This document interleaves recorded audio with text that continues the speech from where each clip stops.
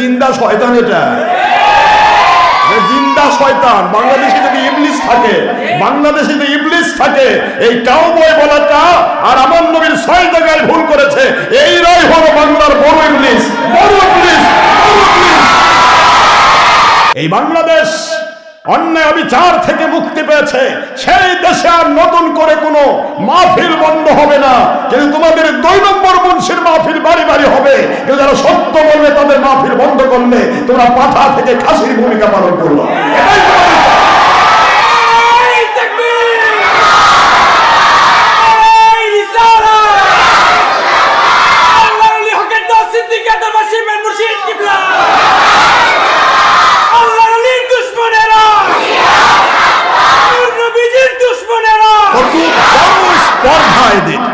السلام عليكم ورحمة الله وبركاته. الحمد لله نحمده ونستعينه ونستغفره ونؤمن به ونتوكل عليه ونعوذ بالله من شرور أنفسنا ومن سيئات أعمالنا. من يهد الله فهو المهتدي ومن يضلل فلن تجد له وليا مرشدا.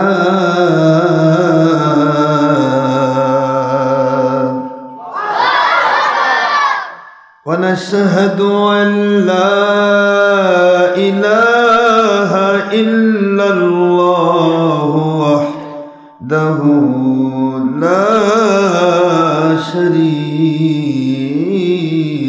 له. ونشهد أن سيدنا وسندنا وحبيبنا ومولانا محمدا عبدا ونورا وبشرا شكورا.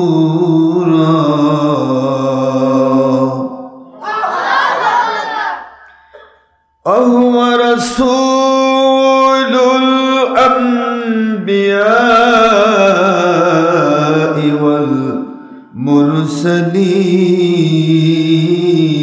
والمرسلين الذي أرسله بالحق شاهدا ومبشرا ونذيرا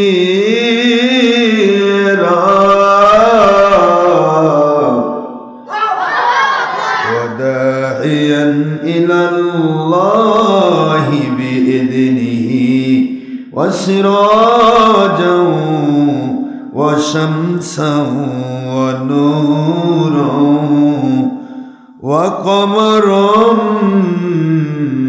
منيرا.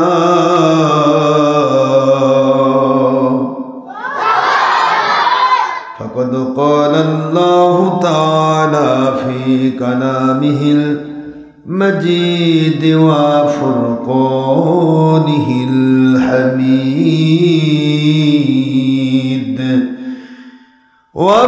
وبرهانه التوحيد والرسالة والولاية والآخرة.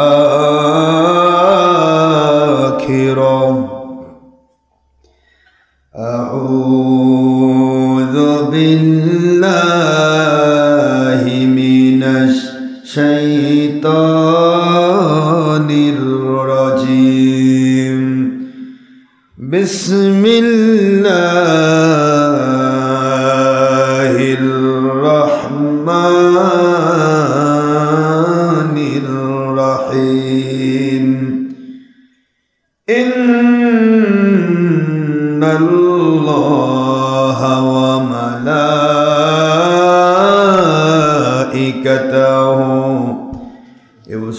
يصلون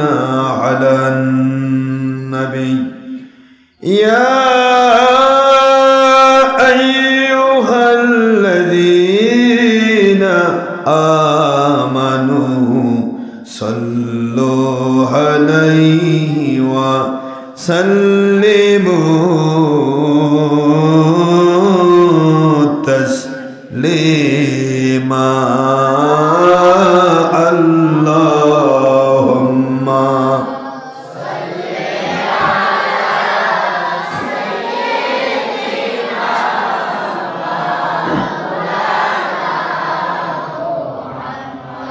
وعلى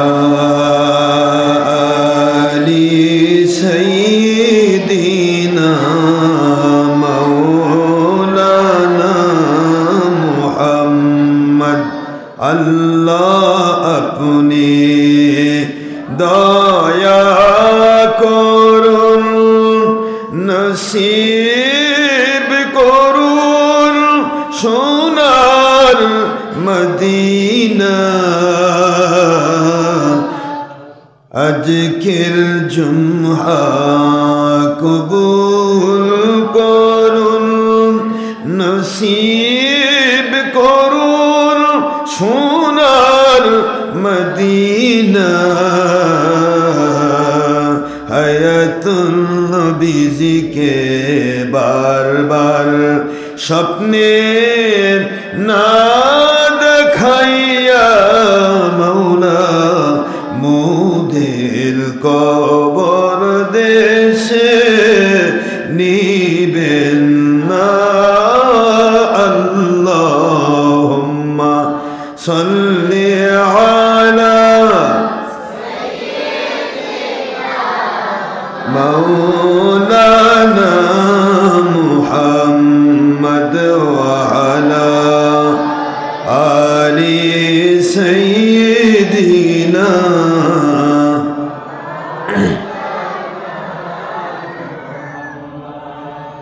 আসমান জমিনের সৃষ্টি কুল বলে আজ আমাদের খুশির দিন আসমান জমিনের ফেরেশতা কুল বলে আজ আমাদের ঈদের দিন এ ধরাতে তশরিফ আনলেন রহমাতুল লিল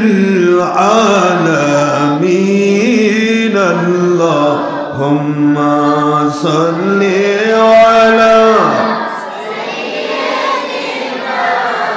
মাওলানা মুহাম্মদ ওয়া আলা আলি সাইয়্যিদিনা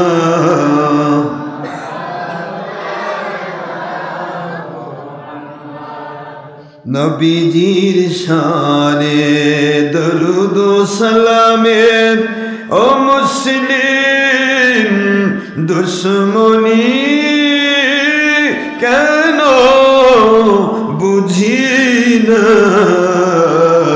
এখনো নবীজি উম্মতের মায়ায় কাঁদেন সোনার মদিনা আল্লাহুম্মা সাল্লি আলা মাওলানা মুহাম্মদ ওয়া আলা আলি সাইয়্যিদিনা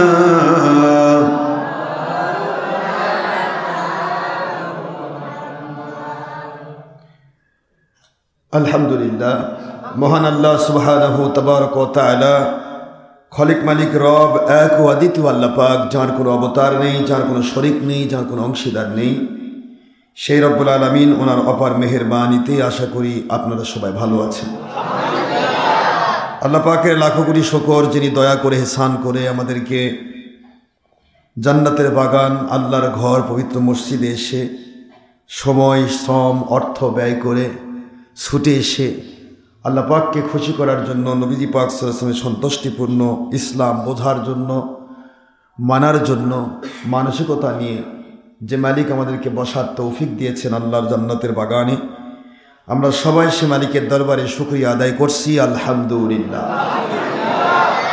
দরুদ ও সালাম পড়ছি দোজাহানে সৈয়দ সৈয়দুল মুরসালিন, ইমামুল মুরসালিন, খাতামুন নবিয়্যিন, নূরে মুজাসসাম, হাবিবুল্লাহ, হায়াতুন নবী, আখেরি নবী, যার পরে কিয়ামত পর্যন্ত আর কোনো নবী রসুল আসবেন না, সেই নবী মুহাম্মদ রাসূলুল্লাহ সাল্লাল্লাহু আলাইহি ওয়াসাল্লাম, ওনার উপরে একবার দরুদ পড়লে আল্লাহ পাক খুশি হয়ে কমের পক্ষে 10টি, ঊর্ধ্বে 70টি রহমত নাজিল করেন। সুবহানাল্লাহ।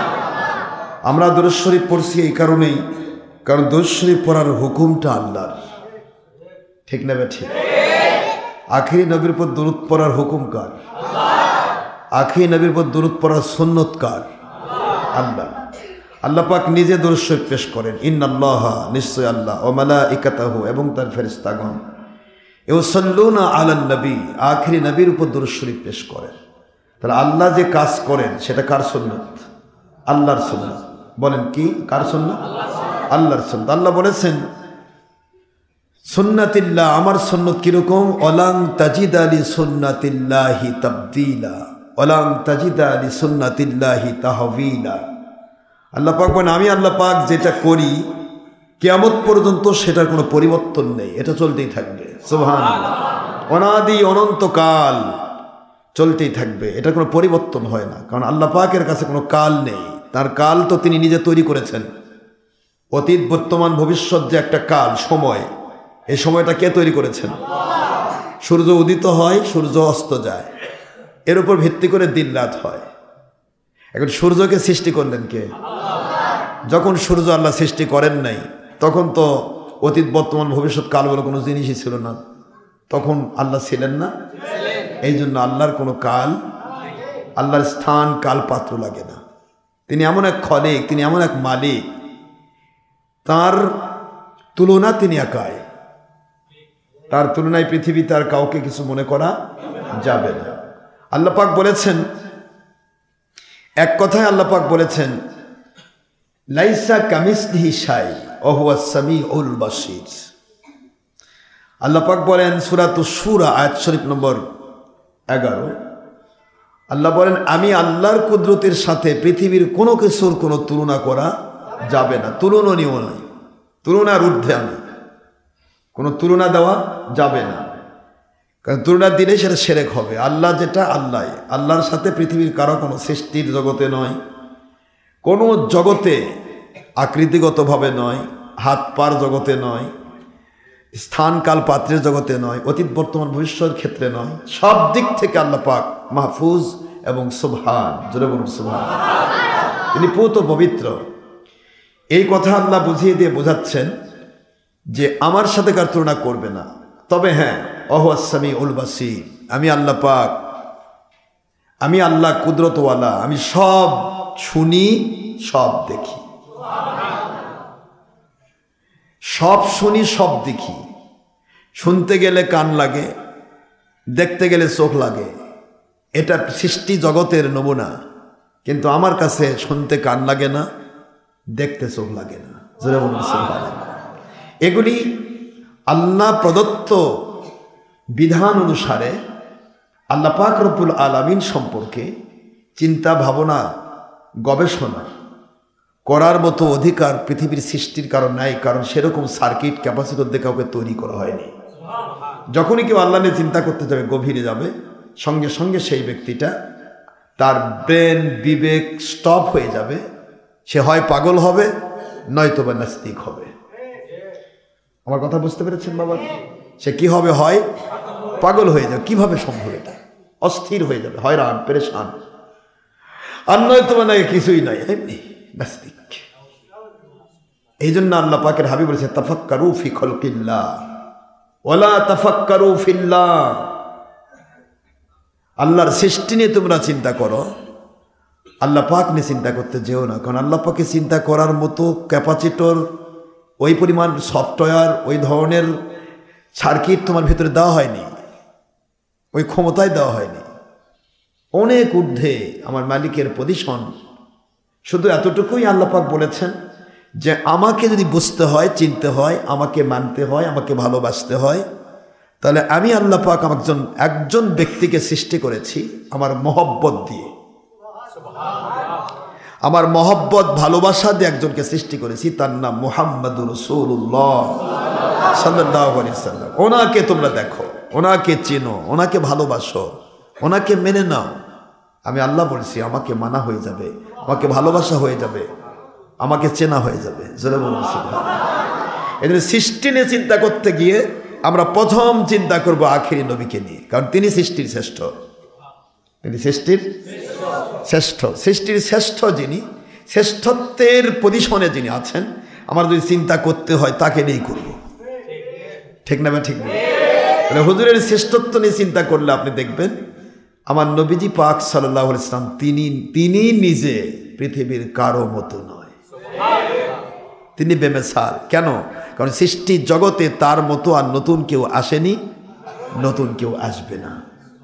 এই জন্য আল্লাহ বললেন যে আমার রসুলকে মানলে আমাকে মানা হয়। কেন? কারণ আমার রসুলকে আমি মহব্বত দিয়ে সৃষ্টি করেছি এবং তার পরিচালনার গতি দিয়েছি আমি আল্লাহ নিজে, ওহী দিয়ে। ওনার গতি নিজস্ব নেই, পৃথিবীর কোনো শয়তান ওনাকে পরিচালনা করতে পারবে না, ওকে ধোকা দিতে পারবে না। এই জন্য আপনারা কোরআন শরীফ পড়তে গেলে দেখবেন প্রত্যেকটা সূরার আগে বিসমিল্লাহ আছে, আউযুবিল্লাহ নাই, কিন্তু আছে। আপনারা দেখবেন সূরা ফাতিহা, সূরাতুল ফাতিহা থেকে সূরাতুন নাস পর্যন্ত যতগুলি সূরা আছে প্রত্যেকটা সূরার আগে দেখবেন বিসমিল্লাহির রহমানির রহিম। কেন? এটা কি মাথায় আসে না? চিন্তা করার বিষয়। আল্লাহ পাকের অর্ডার ছিল وَإِذَا قُرِئَ الْقُرْآنُ فَاسْتَعِذْ بِاللَّهِ مِنَ الشَّيْطَانِ الرَّجِيمِ সুবহানাল্লাহ বলেন। وَإِذَا قُرِئَ الْقُرْآنُ فَاسْتَمِعُوا لَهُ وَأَنصِتُوا لَعَلَّكُمْ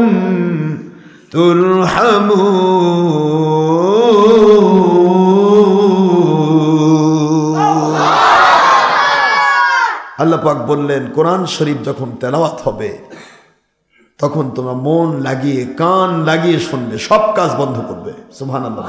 কোরআনের আলোচনা যখন হবে, কোরআন শরীফ যখন শোনানো হবে তখন তোমরা সব কাজ বন্ধ, কোনো কাজে রত থাকতে পারবে না, সব কাজ স্টপ।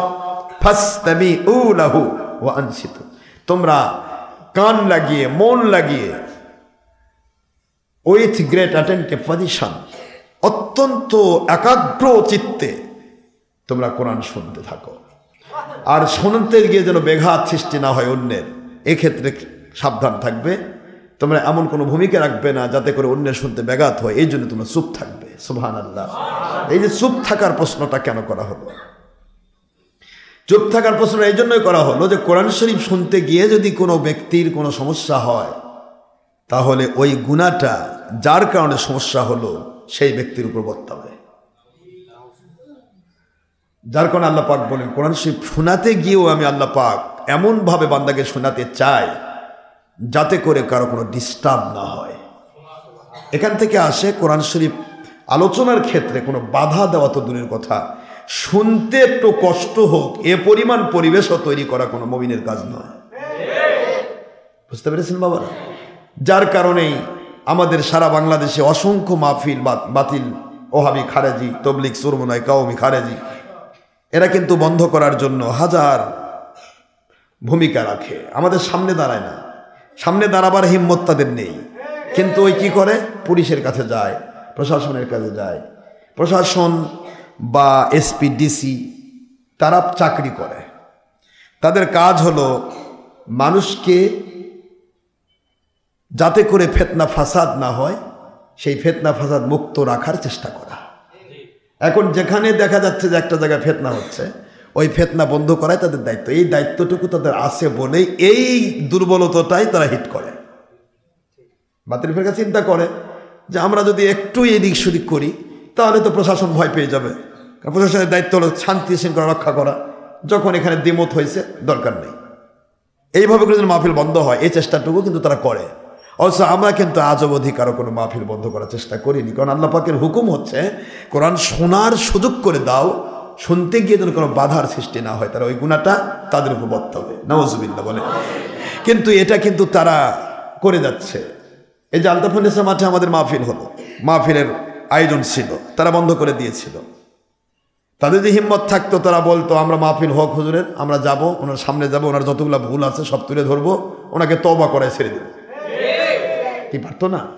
এখান থেকে আপনাদের শিখতে হবে যে হক আর বাতিল কাকে বলে। হকের পজিশন হলো পৃথিবীর যে প্রান্তেই যাব আমার মালিকের সন্তুষ্টির জন্য কথা বলবো, কোনো ভয় নেই। যে আসবে হয় সে সংশোধিত হবে, নয়তো আমাদের ভুল থাকলে সংশোধন করে দিবে। এটা হলো হকের পজিশন। কিন্তু বাতিলের পজিশন হলো আমি তো জানি যে আমি বাতিল, গেলে তো ধরা খাবোই, ধরা খাওয়ার আগে কিভাবে বন্ধ করা যায় ওই চেষ্টাটা শিখবো। এই আলতাফুন্নেসা মাঠে কিন্তু এই বাতিলদের মাহফিল হচ্ছে 3 দিন ব্যাপী। আমি ইচ্ছা করলে বন্ধ করতে পারতাম না? আমরা যে ডিসির কাছে গিয়ে কয়েকজন, বেশি না 500টা লোক গিয়ে বলি ওই মাহফিল হবে না, এখনই বন্ধ হয়ে যাবে। কিন্তু ওই যে একটা কথা আছে, আমরা সবার সমস্ত ভূমিকার সাথে তো আমরা সব ভূমিকা রাখতে পারি না, কারণ মানুষ মানুষের একজন আরেকজনের মতো হয় না। তারা কিন্তু অকপটে আমাদের প্রতিটা মাহফিল বন্ধের জন্য চেষ্টা চালাচ্ছে। আজকের মাহফিল আদমদিঘিতে সেটাও বন্ধ করার জন্য চেষ্টা করতেছে ওখানকার খারেজিরা। গত পরশুদিন মাহফিল ছিল একটা, সেটাও বন্ধ করার চেষ্টা করেছে তারা এবং বন্ধ করেছে। আবার সামনে এক মাহফিল আছে, সে মাহফিলটাও বন্ধ করার জন্য ওরা নিজে নিজে এমনিতেই এমনি একটা, আমি পর্যন্ত যদি আসতো তাহলে তো খুশি হতাম। মাহফিল আমি যাচ্ছি, আমার সামনে আসলো, তাহলে তার ফেতনা থাকে না, তখন তো দলিল দেওয়া লাগবে।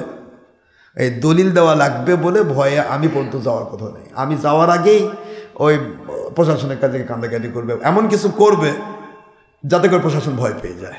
জানে প্রশাসন যে 2 গ্রুপ যেখানে হবে সেখানে মাহফিল প্রশাসন করতে দেয় না। তাহলে এই সুযোগটা কিন্তু তারা নিতেই আছে, অথচ আমরা কিন্তু নিতে পারছি না। কেন? আমাদের ভিতরে মালিকের হুকুম বিরাজ করছে। আমার কথা কি বুঝতে পেরেছেন বাবা? আমরা পারছি না, করতে চাইলেও পারছি না। আমরা হয়তো বা একটা হুঙ্কার দিতে পারি, ঠিক আছে করব, যতক্ষণ আমরা কিন্তু চেয়েছিলাম আমাদের মাহফিল না হওয়া পর্যন্ত আলতাফুন্নেসা মাঠে তাদের মাহফিল হবে না, আমরা বলেছিলাম। প্রশাসন অলরেডি কিন্তু আমাদের মাহফিলের পারমিশনও দিয়ে দিছে যে আপনারা মাহফিল করেন, তাদের মাহফিল তারা করুক, আপনাদের মাহফিল আপনারা করেন। আমরা কিন্তু অলরেডি মাহফিলের পারমিশন পেয়ে গেছি, আলহামদুলিল্লাহ। কিন্তু প্রশ্ন হলো যে মাহফিল আমরা করতে পারছি না, কারণ আমি এমন একটা ব্যক্তি যার প্রতিদিন 1-2টা করে মাহফিল দেওয়া আছে, এঙ্গেজ। আমি হঠাৎ করে কি মাহফিল দিতে পারবো? হঠাৎ করে তো পারবো না, প্রতিদিন মাহফিল দেওয়া আছে। তুমি হঠাৎ করে আলতাফুন্নেসা মাঠে কোন দিন মাহফিল দেবো?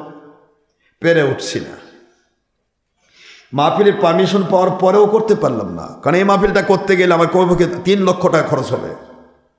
এই 3 লক্ষ টাকা তো আমি কারোর কাছে ভিক্ষা করতে যেতে পারবো না। ওরা কিন্তু বাড়ি বাড়ি ভিক্ষা করতে পারে, ওরা বাজারে ভিক্ষা করবে, রাস্তায় ভিক্ষা করবে। মাহফিলের আয়োজনে 1 মাস আগে থেকে ভিক্ষা শুরু হবে। মাহফিল কমপ্লিট হওয়ার পরের দিন সকালেও মা বোনদের কাছে ডিম ভিক্ষা করবে। এরা পারে, আমি তো পারবো না। শেষ পর্যন্ত কি হবে? 3 লক্ষ টাকা আমার পকেট থেকে চলে যাবে। এবার আমার পকেট থেকে টাকা ব্যয় যখন করলাম, তখন ওই টাকাটা দিয়ে আমি একটা, আমার যে ঋণ, আমি তো প্রায় অনেক লাখ টাকা ঋণ হয়েছে এ পর্যন্ত, 1,20,00,000 টাকা ঋণ প্রায় হয়েছিল। 40 লক্ষ টাকা অলরেডি আলহামদুলিল্লাহ দেওয়া হয়ে গেছে, আর 80 লক্ষ টাকা এখনো ঋণ রয়েছে। এখন ওই 3 লাখ টাকা হলে তো আমার ঋণের একটা দায় শোধ হয়ে যায়, ঠিক না? ঠিক বলে বিভিন্ন চিন্তা করে আমরা এগোতে পারি না। এই জন্য একটা ওই যে অনেক আগে এক হিন্দু কবি কবিতা লিখেছিল, কষ্টে হাসিয়া আরতে কহিল তুই যে হাসালি মোরে, কুকুরের কাজ কুকুর করেছে, কামড় দিয়েছে পায়, তাই বলে কুকুরে কামড়ানো কিরে মানুষের শোভা পায়। প্রশ্ন হচ্ছে, শয়তান যাদেরকে আক্রমণ করে এরা যেভাবে কাজ করবে, আল্লাহর সন্তুষ্টির পথে যারা কাজ করে তারা ওইভাবে এগোতে পারবে না। এটা অসম্ভব, অসম্ভব। যার কারণে আমরা পারছি না। কিন্তু আল্লাহ কিন্তু আইন ছিল, তোমরা যখনই কোরআনের আলোচনা হবে তখন তোমরা শোনো এবং চুপ থাকো, লাআল্লাকুম তুরহামুন, তোমাদের উপর অযথ ধারায় আমি আল্লাহ পাক রহমত নাজিল করব। কিন্তু রহমত প্রাপ্ত হওয়ার উদ্দেশ্য তাদের নেই। তাদের উদ্দেশ্য হলো যেভাবেই হোক আমাদের 2 নম্বর ইটা প্রতিষ্ঠা করতে হবে। আমাদের ছলচাতুরিপূর্ণ, ধোকাবাজিপূর্ণ যে নিজে নিজে তৈরি করেছি যে সমস্ত কথাগুলি, এই কথাগুলি আমার প্রতিষ্ঠা করতে হবে। আমার সত্য পথ নেওয়ার মতো ইচ্ছা আমার নেই, এই চিন্তা যার মাথায়, তাকে আপনি কখনো হেদায়েতের পথ দেখাতে পারবেন না। আবু জাহেল চিন্তা আপনারা জানেন না? হঠাৎ করে একদিন হুবল মূর্তি কাঁধে নিয়ে যাচ্ছে। মুহাম্মদ সাল্লাল্লাহু আলাইহি সাল্লাম তিনি আইন করেছেন, তিনি এসে বলেছেন বইস্তুলি কাসরিল মাযামিরি ওয়াল আসনাম, আমি পৃথিবীতে নাজিল হয়েছি সমস্ত গান বাজনা ছবি মূর্তিকে ধ্বংস করার জন্য।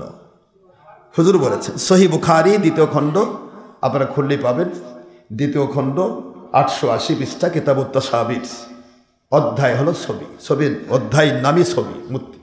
এখন এই ছবির অধ্যায়ে হুজুর বললেন বইস্তুলি কাসরিল মাযামিরি ওয়াল আসনাম, আমি পৃথিবীতে নাজিল হয়েছি সমস্ত গান বাজনা ছবি মূর্তি ধ্বংস করার জন্য। অথচ যেই খারেজি ওয়াহাবি ছবি মূর্তি গান বাজনা ছাড়া জীবনই চলে না।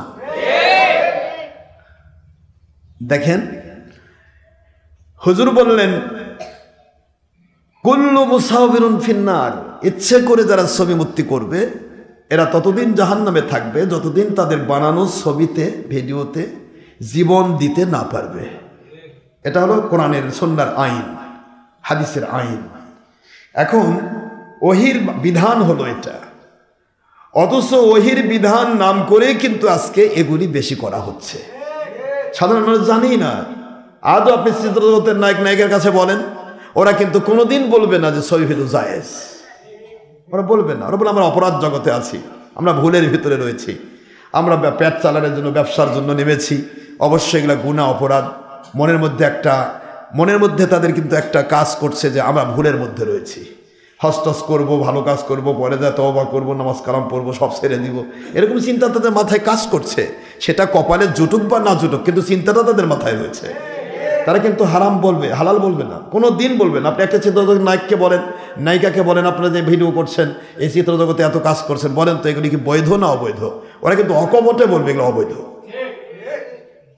কি কথা বোঝেন না?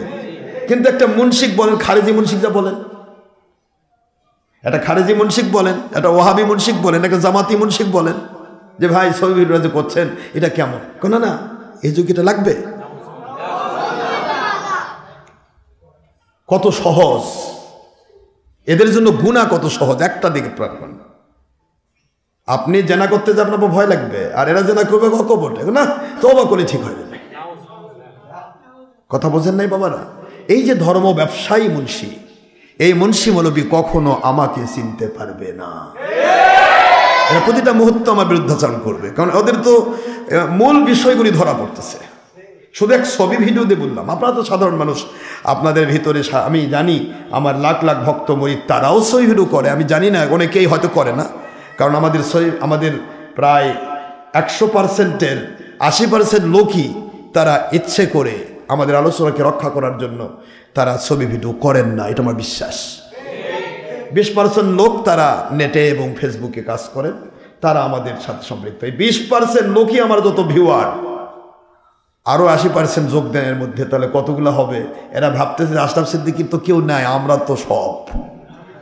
কিন্তু নেট জগতে যে সবাই থাকে না, এটা একটা নিকৃষ্ট জগৎ। এখানে ইচ্ছা করলে সাঁতার দিয়ে নেকের জগতে ঢোকা যায়, সাঁতার দিয়ে অন্য পথে যাওয়া যায়। এই ইসলামের নাম করে ঢুকলাম, ঢুকে আরেক দিকে চলে গেলাম, এটা পারা যায় না। যার কারণে এটাতে ভালো মানুষেরা ঢোকে না, ঢুকলেও বারবার তওবা করে আল্লাহ কি করছে। কিন্তু এই বেঈমানদের কোনো তওবা নেই, এরা খালি বারবার ওটার মধ্যে ঢুকে থাকে। চিন্তা করে যে আশরাফ সিদ্দিকী কয় কেন? শুধু বলা পারতেছে না যে এটা কোরআন হাদিসে নাই, কারণ কোরআন হাদিস তো আছে, শুধুমাত্র বলতে পারতেছে না। আমরা শুধুমাত্র এই কথাগুলি বুঝাই দিচ্ছি যে আপনি জেনে বুঝে যখন আপনি গুনার পথকে বাছাই করবেন, তখন কিন্তু আমার আল্লাহ পাকের গয়েবে মদদ থেকে আপনি দূরে সরে যাবেন। ভুল হচ্ছে, হাজার ভুল আমাদের হচ্ছে, হবে, হয়েছিল, এগুলির জন্যই তওবা, এইগুলির জন্যই তওবা। এই জন্যই আল্লাহ বলেছেন তুবু ইলাল্লাহি তাওবাতান নাসুহা। এই জন্য আল্লাহ পাক বলেছেন ইন্নাল্লাহা ইউহিব্বুত তাওয়াবিন ওয়া ইউহিব্বুল মুতাতাহহিরিন। তোমার গুনাহ হয়েছে জানি, শয়তানের ধোঁকা খেয়েছো, গুনাহকে গুনাহ মনে করেছো, ফিরে আসার ইচ্ছা করেছো, এসো আমি তোমার গুনাহ মাফ করব, গুনাহ মাফ করে দিয়ে তোমাকে পবিত্র বানিয়ে দিতে আমি আল্লাহ পছন্দ করি। জোরে বলুন সুবহানাল্লাহ। কিন্তু আপনি যে গুনাহ মনে না করেন, শরীরে পায়খানা লেগে আছে, আপনি করছেন আমি পবিত্র, তাহলে আপনাকে কে পবিত্র করবে? আমার কথা বোঝেন নাই বাবা? আমার কথা কি বোঝা যাচ্ছে? আমার শরীর ভরা পায়খানা, মলমূত্র লেগে আছে, আমি ঘুরতেছি আর বলছি আমি মহাপবিত্র ব্যক্তি। তাহলে আপনি কেমনে পরিষ্কার করে দিবেন? আপনি যে বলতেন যে বাবা আমার পেশাব পায়খানা লাগছে গায়ে, আমি কোথাও দেখা পাচ্ছি না, কোথায় লাগছে দেখো তো বাবা, একটু পরিষ্কার করে দাও বাবা, তাহলে কিন্তু যে কেউ পরিষ্কার করে দিবে, ঠিক না? কিন্তু আপনি এমন এক ব্যক্তি যে আপনি পায়খানার মধ্যে ডুবে থাকবেন, তারপর বলবেন আমি একেবারে পুত পবিত্র। এখন যারা পবিত্র তারা ভাববে যে এটা হয় পাগল হয়েছে, আর নয়তো বা এটা মতিভ্রম হয়েছে। কাজে এর কাছে যাওয়ার সুযোগ নাই, ওর দুর্গন্ধ আমার মধ্যে আসার দরকার নেই, ঠিক না? ঠিক। তো আমরা এই দুর্গন্ধ থেকে বাঁচতে চাচ্ছি, যার কারণে বাতিল ফেরকার সাথে আমরা মিশতে পারি না। আমাদের কোনো অহংকার নেই বাবা, আমরা কাউকে অহংকার নয়, হিংসা নয়, মিথ্যাচার নয়, কারো গীবত করার উদ্দেশ্য নয়। উদ্দেশ্য হচ্ছে কেন লোকগুলি এমন হবে, কোরআনকে কোরআনের জায়গায় কেন রাখছে না, সুন্নাহকে সুন্নাহর জায়গায় কেন রাখা হচ্ছে না? কারণ একটাই, আবু জাহেলের রোগ। টাকার কোন লোক ধরছে বলেন তো? আবু জাহেল বলতে লাগলো মুহাম্মাদুর রাসূলুল্লাহ সাল্লাল্লাহু আলাইহি ওয়াসাল্লাম, আপনি বলতেছেন আমি সবে মূর্তি গান বাজনা ধ্বংস করার জন্য এসেছি, এবার আমি মাথায় নিয়ে ঘুরবো, দেখি আপনি কেমনে বন্ধ করেন। আবু জাহিল লোক ওই মাথায় নিয়ে ঘুরবে, হুজুর কি করবে, মাথার বাড়ি মারবে? আমাদের দশা তাই হয়েছে, আমরা পারছি না তো, আমরা তো বাড়ি মারতে পারবো না, কিন্তু বলাও দোষ। কেন বলবে, কেন সত্য বলবে? ইহুদিদের জিন্দেগি সম্পর্কে জানি, ঈসা আলাইহিস সালাম যখন নাজিল হলেন, হযরতে মরিয়ম আলাইহিস সালাম ওনার কাছে যখন আমার মালিক কুদরতিভাবে ঈসা আলাইহিস সালামকে পেশ করলেন, তো ঈসা আলাইহিস সালামের বিষয়টা মরিয়ম আলাইহিস সালামের মধ্য দিয়ে তিনি আসবেন, একটা নিষ্পাপ মহিলার মধ্য দিয়ে বাবা ছাড়া একজন সন্তান আসবেন, আল্লাহ পাকের কুদরত দিয়ে সৃষ্টি হবেন। হযরতে জিবরাইল আলাইহিস সালামের মুখের ফুৎকার দিয়ে আল্লাহ পাক তাকে মাতৃগর্ভে স্থান দেবেন। এই কথাটা কিন্তু তাওরাত কিতাবে লেখা রয়েছে, এটা ইহুদিরা পড়েছে। তারপরেও যখন ঈসা আলাইহিস সালাম মরিয়মের ভিতরে আসলো, তখন কিন্তু মরিয়মকে তারা হদ জারি করে তারা মেরে ফেলার চেষ্টা করেছে, করেনি? তারা কিন্তু বিধান নেয়নি, তারা বিধান গ্রহণ করেনি। তাদের তাওরাতে লেখা ছিল যে মারিয়াম নামে একজন মেয়ে আসবে, সেই মেয়েটা পুত পবিত্র, একেবারে নতুন কিশোরী, সবেমাত্র 13 বছর বয়স, মতান্তর আছে।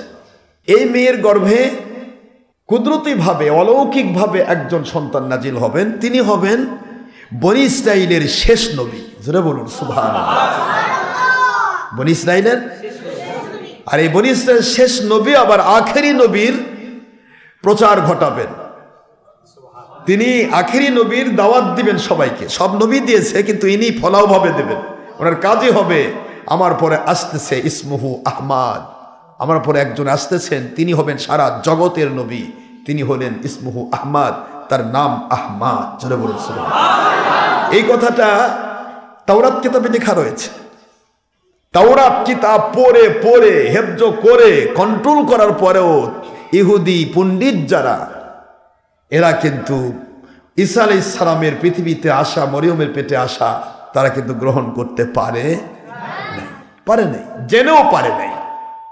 কারণ তাদের ভিতরে নবী মানার কোনো ইচ্ছা ছিল না, তাদের ভিতরে একটি ইচ্ছা ছিল যে আমরা যা করব সেটাই আল্লাহর আইন, ওরা যেটা করবে সেটাই। নাউজুবিল্লাহ বলবেন না? ওরা বানাবে, আইন তৈরি করবে, আর আল্লাহর আইন নামে চালিয়ে দিবে। আপনি বর্তমানে তাকায় দেখেন, আমি যত সত্য কথাই বলি, আমার বিরুদ্ধে কিন্তু ঠিকই মিথ্যা কথা বলতেছে, বাহিরে বসে ঠিকই ভণ্ড বলতেছে, কিন্তু সামনে দাঁড়াবার ক্ষমতা নেই, কারণ তারা ধরা খাবে, আল্লাহর আইন তাদের ভিতরে নেই।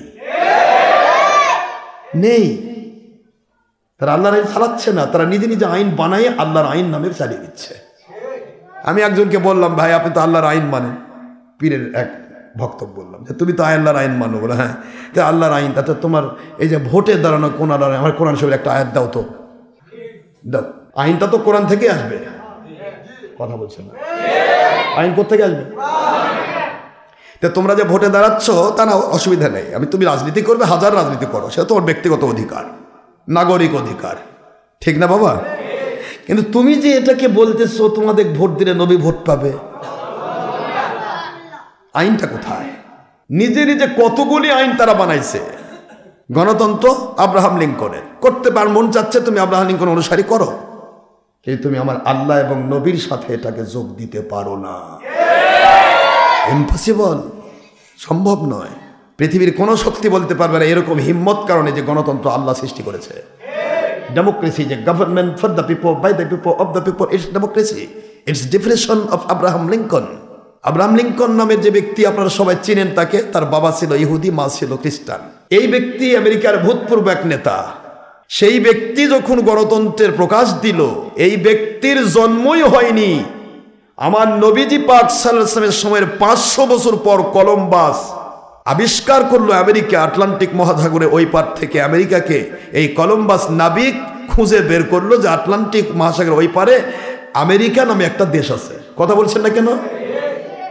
আমেরিকা মহাদেশকে বের করলো কলম্বাস, খুঁজে বের করলো নবীজির সময়ের 500 বছর পর। 500 বছর পর কলম্বাস আমেরিকা আবিষ্কার করলো, আর সেই আমেরিকার ভূতপূর্ব এক প্রেসিডেন্টের নাম হলো আব্রাহাম লিঙ্কন। সে চালু করলো গণতন্ত্র, আর সেটা কয়, মুন্সিরা কয় এটা বলে ইসলাম। পাগলে কিনা কয়, ছাগলে কিনা খায়, লতাগুলো পাতা খায়, ফসফস শব্দ হয়, মজা পায় কিনা আল্লাহ জানে। এই জন্য তো আমার দুশ্মনীতে লেগে থাকে। আমি প্রশ্ন করলাম, তোমরা আমাকে বোঝাও। আমি তো মানতে চাই আল্লাহকে, মানতে চাই রসুলকে, তোমরা কেন এগুলি করছো? তোমার গণতন্ত্র করতে মন চাচ্ছে, আওয়ামী লীগ একটা দল, বিএনপি একটা দল, ওই অমুক একটা দল, তোমরাও একটা লাঠি মার্কা দলে দাঁড়াও। ইসলাম যোগ দিচ্ছ কেন? ইসলাম কি তোমার বাপের সম্পত্তি? এটা আল্লাহ প্রদত্ত বিধান। وَمَن يَبْتَغِ غَيْرَ الْإِسْلَامِ دِينًا فَلَن يُقْبَلَ مِنْهُ وَهُوَ فِي الْآخِرَةِ مِنَ الْخَاسِرِينَ।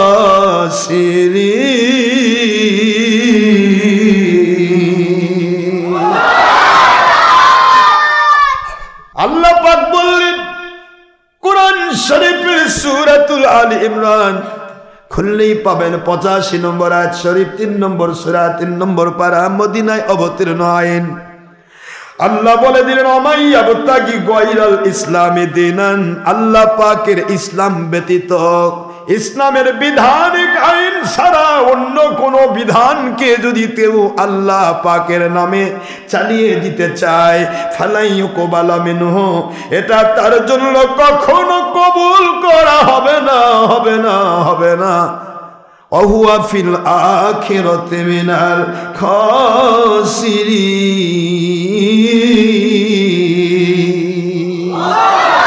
ওরা আখিরাতের জগতে ধ্বংস হয়ে যাবে। নাউজুবিল্লাহ। সূরাতুল আলে ইমরানের 85 নম্বর আয়াত শরীফ। আল্লাহ বললেন ইসলাম বাদ দিয়ে যদি কোনো গায়রে ইসলাম, কোনো কাফের মুশরিকের তরজ তরিকা নিয়মকে যদি ইসলামের মধ্যে ঢুকায় কয় এটা ইসলাম, এরা পৃথিবীতেও ধ্বংস, আখিরাতেও। এগুলা কি তাদের কাছে আইন জানা নাই? জানা আছে। কিন্তু ওই যে আবু জাহেলের রোগ, কার রোগ? রোগটা কার? আবু জাহেলের রোগ। আমি করব, দেখি তুমি কেমনে ঠেকাও। এখন আল্লাহ কয় আমি কেমনে ঠেকাবো সেটা তো তুমি ভালো করে বোঝো। দুনিয়াতে ফেরাউন নমরুদ যতদিন রাজত্ব করেছিল, রাজত্ব খুব কম করেনি। নমরুদ করেছে 700, মতান্তরে 1700 বছর, কিন্তু পরিণতি হয়েছে টিপল প্রতিবন্ধী মশা, ল্যাংরা মশাদে জাহান্নামে পাঠাইছে। তুমি কয়শো বছর করবে যাচ্ছ বাবা? কথা করে দেখো, তুমি কয়শো বছর করবে? তোর বয়সই তো নাই।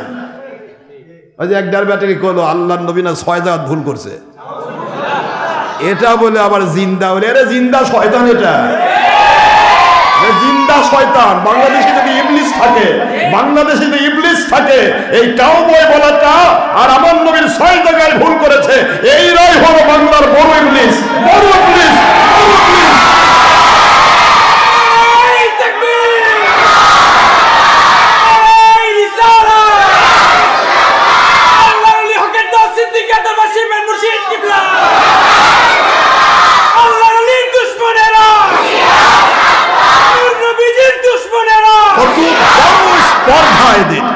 এদের কত বড় স্পর্ধা।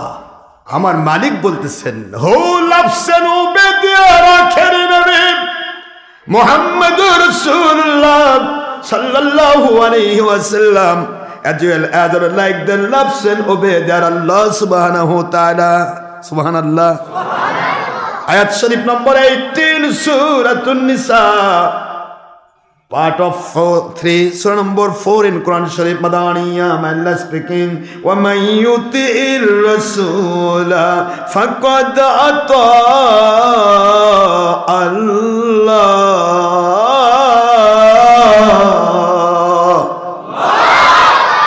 আল্লাহ কি বললেন? আমি এমন এক রাসূল পাঠাইলাম রে, যাকে মানলে আমি আল্লাহ মানা হয়ে যাই, যাকে ভালোবাসলে আমি আল্লাহকে ভালোবাসা হয়ে যাই, যার দুশমনি করলে আমার দুশমনি হয়ে যায়, যার ভুল আছে বললে আমার ভুল হয়ে যায়। নবীর ভুল থাকলে কার ভুল? নাউযুবিল্লাহি মিন যালিক। এরা বলে আবার নেতা, এরা বলে আবার নেতা, তাও আবার ইসলামের নেতা। আমি আশ্চর্য হয়ে যাই এদের ভূমিকা দেখি। আল্লাহ বলে, আল্লাহ নবী বলে 6 জাত ভুল করছে। কি ব্রেনে চলে এরা। আল্লাহ কই অভিশপ্ত তোমরা, জীবন ভর তোমরা ওই ফেরাউন নমরুদের মতো কিছু পাওয়ার পেতে পারো, তবে মরা লাগবে বেঈমান হয়ে, কপালে হেদায়েত জুটবে না। এর পরিণতির কারণ কি? কেন এটা হলো? মাইয়াহদিল্লাহু ফাহুয়াল মুহতাদি ওয়া মান ইউদ্লিল ফালান তাজিদ লাহু ওয়ালিয়ান মুরশিদা।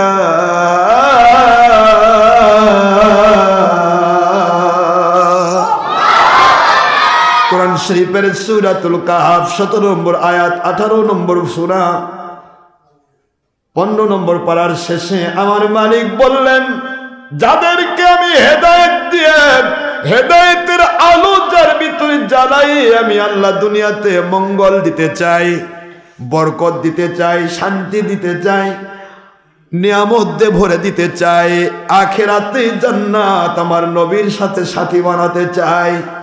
ওই মানুষগুলোকে আমি আল্লাহ হেদায়েতের ওলি মুর্শিদ পর্যন্ত পৌঁছায়া দেই। হেদায়েতের ওলি মুর্শিদ না পাওয়ার কারণে এদের কপাল পোড়া। বলবার চাই একটা, হয়ে যায় একটা, কারণ হিট করতেছে ইবলিস শয়তান। ইবলিস শয়তান যদি কলবে বসে থাকে, তাহলে কি ভালো বলতে দিবে? ভালো বলতে দিবে না। কেন? আর জায়গা ছিল না, ওইটুকু বাদ ওই ফস করে ওই কথা কেন বার হওয়া লাগবে? নবীর বিরুদ্ধে কথা বলা লাগবে কেন? তুমি ইসলামের নেতা সাজেছো, ভালো কথা, কিন্তু তুমি তোমার মুখ থেকে নবীর বিরুদ্ধে কথা যাবে কেন? তুমি নবীকে সেভ রাখো না কেন? তুমি নবীর বিরুদ্ধে যখনই কথা বলেছো, তোমার তো তলা খুলে গেছে। এখন তোমার দাম কি? হয় তওবা করতে হবে, নয়তো বা বেঈমান হয়ে মরতে হবে। এগুলা কোনো ইসলাম নেই। উপরে লেখা আছে একেবারে খাঁটি গাওয়া ঘি, ভিতরে খুলে দেখেন একেবারে খাঁটি মদ। কথা কন। এখন এই যে খাঁটি মদ ওই ভিতরে দিছে, এটা কি জেনে বুঝে দিছে না না বুঝে দিছে? জেনে বুঝে দিয়েছে। এখন জেনে বুঝে মদ দিয়ে উপরে দুধের লেভেল লাগাই দিল। যেমন এই জেনে বুঝে নবীর দুশ্মন, আল্লাহর দুশ্মন এজিদ বাহিনী হয়ে উপরে ইসলাম লাগিয়ে দেওয়া, তেমন একই জিনিস, সিমিলার পজিশন, সিমিলার পজিশন, একই জিনিস বাবারা। জেনে বুঝে যারা এই সমস্ত কাজ করে, আমাদের মরণ হয়ে যেতে পারে। আল্লাহ নবীর দুশ্মন কোন শয়তান আমাদেরকে কোনো ক্ষেত্রে আমাদের সহায়তা পাবে না, অসম্ভব, ইম্পসিবল। আমাদের আইন হলো, আমাদের টার্গেট হলো, আমার ফার্স্ট অ্যান্ড লাস্ট টার্গেট হলো, একদিকে গোটা পৃথিবীর রাজত্ব দাঁড়িয়ে আছে, একদিকে গোটা পৃথিবীর রাজত্ব, আরেকদিকে মৃত্যু। মাঝখানে কন্ডিশন, আপনি সত্য বন্ধ করেন, আপনি পৃথিবীর রাজত্ব পাবেন। আপনি সত্য বন্ধ করবেন না, আপনার মৃত্যু ঘটবে। Only one time, only one day আর নাইট। মালিকের সন্তুষ্টি নিয়ে ইসলাম জিন্দা হতা হে হর কারবালাকে বাদ। হুসাইন রাদিয়াল্লাহু আনহু যেমন 22,000 এজিদ বাহিনীর সাথে আপোষ করতে পারেন নাই। এজিদের একটাই প্ল্যান ছিল, হুসাইনকে যদি এই পথে নিয়ে আসা যায় তাহলে আমার রাস্তা ক্লিয়ার। কিন্তু হুসাইন রাদিয়াল্লাহু আনহু সেখানে এজিদের সাথে আপোষ করতে পারেন নাই। এজিদের বড় মারাত্মক কিছু ইচ্ছা ছিল না, তার কথা ছিল আপনাকে রাজত্ব দেওয়া হবে, আপনি বিশাল মন্ত্রী পদ পেয়ে যাবেন, কিন্তু আপনি শুধু আমার এই পথে বাধা দেন না, আমার সাথে শুধু আপোষ করেন। জান্নাতের সর্দার হুসাইন রাদিয়াল্লাহু আনহু, সকল পুরুষের সর্দার জান্নাতের, বলুন তো তিনি আপোষ করেছিলেন? তাহলে আমরা যদি আপোষ করি তাহলে হুসাইন রাদিয়াল্লাহু আনহু তিনি লজ্জিত, তাকে লজ্জা দেওয়া হবে। কথা কি বুঝতে পেরেছেন? হুসাইন রাদিয়াল্লাহু আনহু যাদের সাথে আপোষ করেননি তারাও টুপি আলাই ছিল, দাড়িওয়ালা ছিল, জুব্বাওয়ালা ছিল, পাগড়িওয়ালা ছিল, নামাজওয়ালা ছিল, রোজাওয়ালা ছিল, হজওয়ালা ছিল, জাকাতওয়ালা ছিল, সব ছিল, শুধু নবীর দুশ্মনী ঈমান ছিল না, বেঈমান ছিল। হুসাইন রাদিয়াল্লাহু আনহু বলেছিলেন, আমি তোমার সাথে আপোষ করে আমার ইসলামকে কলঙ্কিত করব। হুসাইন রাদিয়াল্লাহু আনহু মৃত্যুকে বাছাই করেছিলেন। আমাদের কন্ডিশন ঠিক তাই। সারা জগতের বাদশাহী একদিকে, একদিকে মৃত্যু, মালিকের হুকুমে মৃত্যুর পথে আমরা বাছাই করব, কিন্তু শয়তানের দ্বারা আক্রান্ত হয়ে জগতের বাদশাহী নেব না। It's our first and last target, ইনশাআল্লাহ বলুন। আমাদের দায়িত্ব সত্য বলা, সত্যের উপর চলা, সত্যের উপর চলার চেষ্টা করা, খেলাফতের পক্ষের শক্তি তৈরি করা। ইমাম মাহদী আলাইহিস সালাম আসতেছেন, কখন আসবেন মালিক ভালো জানেন, আমরা বলতে পারবো না, তবে আমাদের জানা মতে তিনি 1500 শতকের ভিতরেই নাজিল হবেন, ইনশাআল্লাহ বলে, যেটা হুজুর হাদিস শরীফ দিয়েছেন।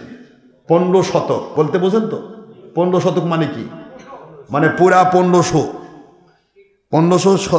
আবার ইসাই না, খ্রিস্টাব্দ না, 1500 হিজরি। তো এখন চলতেছে 1446 হিজরি। এখন 1500-র ভিতরে যদি আসেন, 1500-র ভিতরে, তাহলে 1500 এই শতকটাই তো চলতেছে, 1400 তো পার হয়ে গেছে।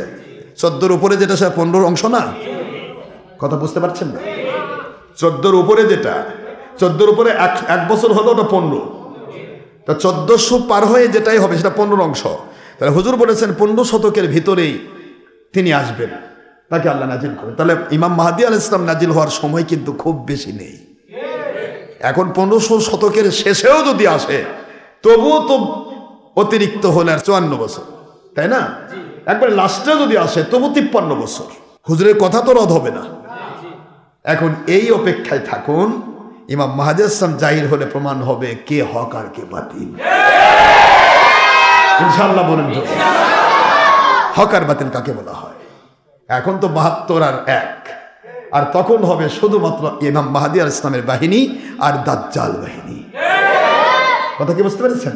এখন আমরা সেই অপেক্ষিত খেলাফত আসবে ইনশাআল্লাহ। সারা পৃথিবীময় 1 বিঘত জায়গা থাকবে না যেখানে খেলাফতের পতাকা উড়বে না, ইনশাআল্লাহ বলেন। তা আমি বলতেছিলাম আপনার পীরের এক ভক্তকে, আচ্ছা তোমরা যে এই যে মানে পীরের দাদা যে বললো, বাপ বললো, ওর বাপও বলেছে যে গণতন্ত্রের সাথে মিল হলে সে ব্যক্তি আল্লাহর সাথে বিশ্বাসঘাতকতা এবং মুনাফিকি করবে।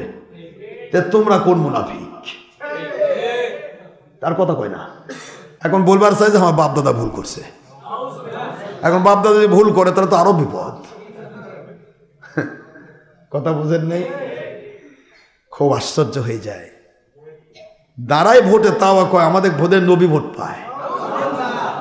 আবার কেউ কেউ আবার জান্নাতের টিকিটও বলে বিক্রি করতেছে। গ্রামে গঞ্জে কিছু রাম ছাগল আছে, তাকে বোঝা যায় জান্নাতের টিকিট দিচ্ছি। এখন প্রশ্ন হলো আল্লাহর কোরআন কি বলে?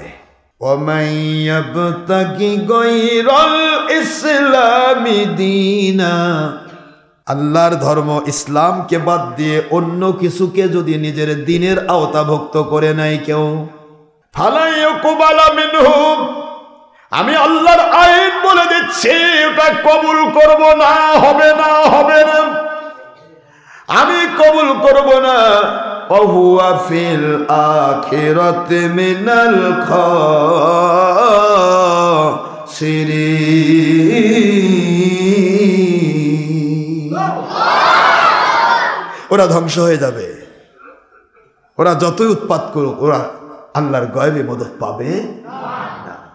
এই যে দেখেন, কয়েকদিন আগে আপনার ইতিহাস খোলেন, মাজার ভাঙ্গার একটা হিরিক পড়ছিল। মানে মাজার ওদেরকে এমন কামড় দিছে, এই কামরানির ঠেলায় মাজার ভেঙে গেছে। মাঝখানে আল্লাহ পাক বলতেছেন, তোদের চরিত্র আমি খুলে দিলাম, এবারে হিন্দুর মন্দির পাহারা দে। দেখেন পৃথিবীর মানুষ যদি শিক্ষা গ্রহণ না করে তাহলে সে কিভাবে শিখবে? একদিকে মাজার আক্রমণ করা, আরেকদিকে হিন্দুর মন্দির পাহারা দেওয়া, দুইটাই অন্যায়। দুটাই কি অন্যায়?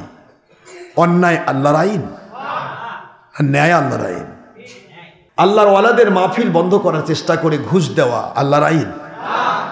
তো এটা তো বেশি করতেছে, আমরা সেলাই তো করে বেশি। মাহফিল বন্ধ করতে না হলে আমাদের সব শেষ যে কোনো ভোট পাইতাম তাও পাবো না রে, ওর মাহফিল বন্ধ করে রে। তাহলে আপনার বিশ্বাস করেন আমি কি আল্লাহকে না খুশি করে আপনার খুশি করবো? লা তাআতুল মাখলুকি লিমাসিয়াতিল খালিক। আল্লাহ পাকের নাখুশ করে যদি আমি একটা ব্যক্তিকে 1000 কোটি মানুষকে যদি খুশি করি, আমি না, যে কোনো বক্তা, মন দিয়ে শুনবেন, যেহেতু আল্লাহ বলেছেন রিদওয়ানু মিনাল্লাহি আকবার, আল্লাহ পাকের সন্তুষ্টি হচ্ছে সমস্ত ইবাদতের বড়। সূরাতুল বারাআত মানে সূরাতুত তাওবা খুললেই পাবেন 72 নম্বর আয়াতাংশ। আল্লাহ বলেন আমার সন্তুষ্টি বড়, এর চেয়ে বড় ইবাদত আর কিছু নেই। তুমি একটা কথা বলবে, আমার সন্তুষ্টিকে সামনে নিয়ে কথা বলবে। তুমি একটা কাজ করবে, আমার সন্তুষ্টিকে সামনে নিয়ে কাজ করবে। ওইটাই তোমার নাজাতের ওসিলা বানিয়ে রাখবো। আমার সন্তুষ্টিই বড়, একথা আল্লাহ বলে রাখলেন। এখন আল্লাহকে অসন্তুষ্ট করে যদি আমি 1000 কোটি মানুষকে সন্তুষ্ট করি অন্যায় পথে, আমার উপরও আল্লাহ অসন্তুষ্ট। আর আল্লাহর অসন্তুষ্টি কথা শুনে যে 1000 কোটি লোক খুশি হলো, এদের প্রতিও আল্লাহ অসন্তুষ্ট। তাহলে এই দুইটা গ্রুপের উপর আল্লাহ অসন্তুষ্ট হয়ে কি করবে? রহমত নাজিল করবে না গজব নাজিল করবে? কিয়ামতের দিন ডেকে বলবে তোরা তো খুব আমাকে অসন্তুষ্ট করছিস, খুব অসন্তুষ্ট হয়েছি আমি, এই জন্য আমার জান্নাতুল ফেরদৌসের প্রথম কাতারে তোমরা দাঁড়িয়ে যাও। তাই বলবে নাকি? তাই বলবে? কিয়ামতের দিন বলবে এ মুন্সি এদিকে আয়, জি আচ্ছা এই কামটা করেছিলে, আমি তো অন্যায়, এটা অন্যায়, এটাকে বলে মানুষকে খুশি করলি কেন? আল্লাহ বুঝতে পারিনি কেন? বোঝার তো প্রশ্ন নাই, বুঝি তো ঠিকই বুঝেছো, আমি তো আলিমুল গায়ব, আমি তো সব জানি। তুমি ঠিকই বুঝেছিলে, কিন্তু দুনিয়া কামাই করার জন্য, বাহবা পাওয়ার জন্য, মানুষের কাছ থেকে কিছু পাওয়ার জন্য, মানুষের কিছু বাহবা পাওয়ার জন্য, নিজেকে জাহির করার জন্য, ভাইরাল হওয়ার জন্য তুমি এগুলি করেছো। তোমার পাওনা তুমি পাইছো তো? মুনশিক বলবে আল্লাহ, সহিহ মুসলিমের হাদিস, তোমার পাওনা তুমি পাইছো তো? বলে জি আল্লাহ পাইছি। তা আজকে আমার কাছে তোমার কিছু নেই, সব জিরো। এখন তোমাকে যারা এই অন্যায় কথাগুলি শুনে ভালোবেসেছিল, লাইক দিয়েছিল, ভিউ করেছিল, এদের সবাইকে নিয়ে তুমি জাহান্নামে চলে যাও। এখন আপনারা বলেন তো, তাহলে আল্লাহকে না খুশি করে আমরা কাউকে কথা বলতে পারবো? কোনো ব্যক্তি নয়, কোনো দল নয়, কোনো গোষ্ঠী নয়, কাউকে খুশি করা আমার সম্ভব নয়। আমরা কথা বলবো আল্লাহকে খুশি করার জন্য। আল্লাহকে খুশি করার জন্য কোন বান্দা যদি কথা বলে, ওই কথায় যদি 1টি লোক, 2টি লোক, 10টি লোকও যদি আল্লাহর খুশিকে মানে নিয়া তার সাথে একমত হয়ে যায়, আমার আল্লাহ বলবে রে বক্তা আমি তোমার উপর খুশি। তোমার যারা আল্লাহর সন্তুষ্টিপূর্ণ কথা শুনে যারা খুশি হয়েছিল, মেনে নিয়েছিল, ওদের উপরও আমি খুশি হয়েছি, এই জন্য তোমাদেরকে রহমত দিব না গজব দিব? তাই বলবে না রহমত ঢেলে দিব? তোমাদের উপর আমি রহমত ঢেলে দিব। অন্যায়কারীরা তারা রহমত পাবে না, কিন্তু তোমরা এ দুনিয়ার বর, তোমাদের উপর রহমত নাজিল হবে, এই রহমত সারা দুনিয়ার মানুষ খাবে। তোমরা আমাকে খুশি করেছ, তোমরা আমাকে খুশি করেছ, আমার সন্তুষ্টির জন্য তোমরা কথা বলেছ। কত আঘাত প্রতিঘাত তোমাদের বিরুদ্ধে এসেছে, কতবার তোমাকে ভণ্ড বলা হয়েছে, কতবার মারতে চাওয়া হয়েছে, কতবার তোমাদের বিরুদ্ধে কত ভূমিকা রাখা হয়েছে, তারপরেও তোমরা আমি আল্লাহর সন্তুষ্টি ছাড়ো নাই। এ বান্দারা, যেই বক্তা তুমি আমি আল্লাহকে খুশি করার জন্য কথা বললে, আর যেই শ্রোতার আমি আল্লাহকে খুশি করার জন্য কথা শুনলো, বুঝলো, মানলো, এদেরকে নিয়ে আজকে আমার নবীজির জান্নাতুল ফেরদৌসের সাথী হয়ে যাও।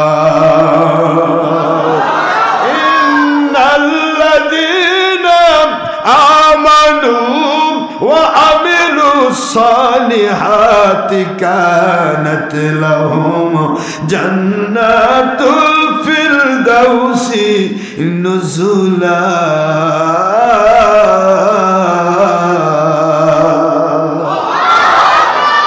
শরীফের সূরাতুল কাহাফ 107 নম্বর আয়াত শরীফ, 18 নম্বর সূরা 16 নম্বর পারার ফার্স্ট পেজের লাস্টে আল্লাহ পাক আইন করে দিলেন, আমার নবী যে জান্নাতুল ফেরদৌসে থাকবে, মুমিনে কামিল যারা যারা আমি আল্লাহর সন্তুষ্টির জন্য চলেছে, কথা বলেছে, এদেরকে নবীজির জান্নাতের সাথী বানানোর জন্য জান্নাতুল ফেরদৌসে আমি আল্লাহ পাক পৌঁছায়া দেব।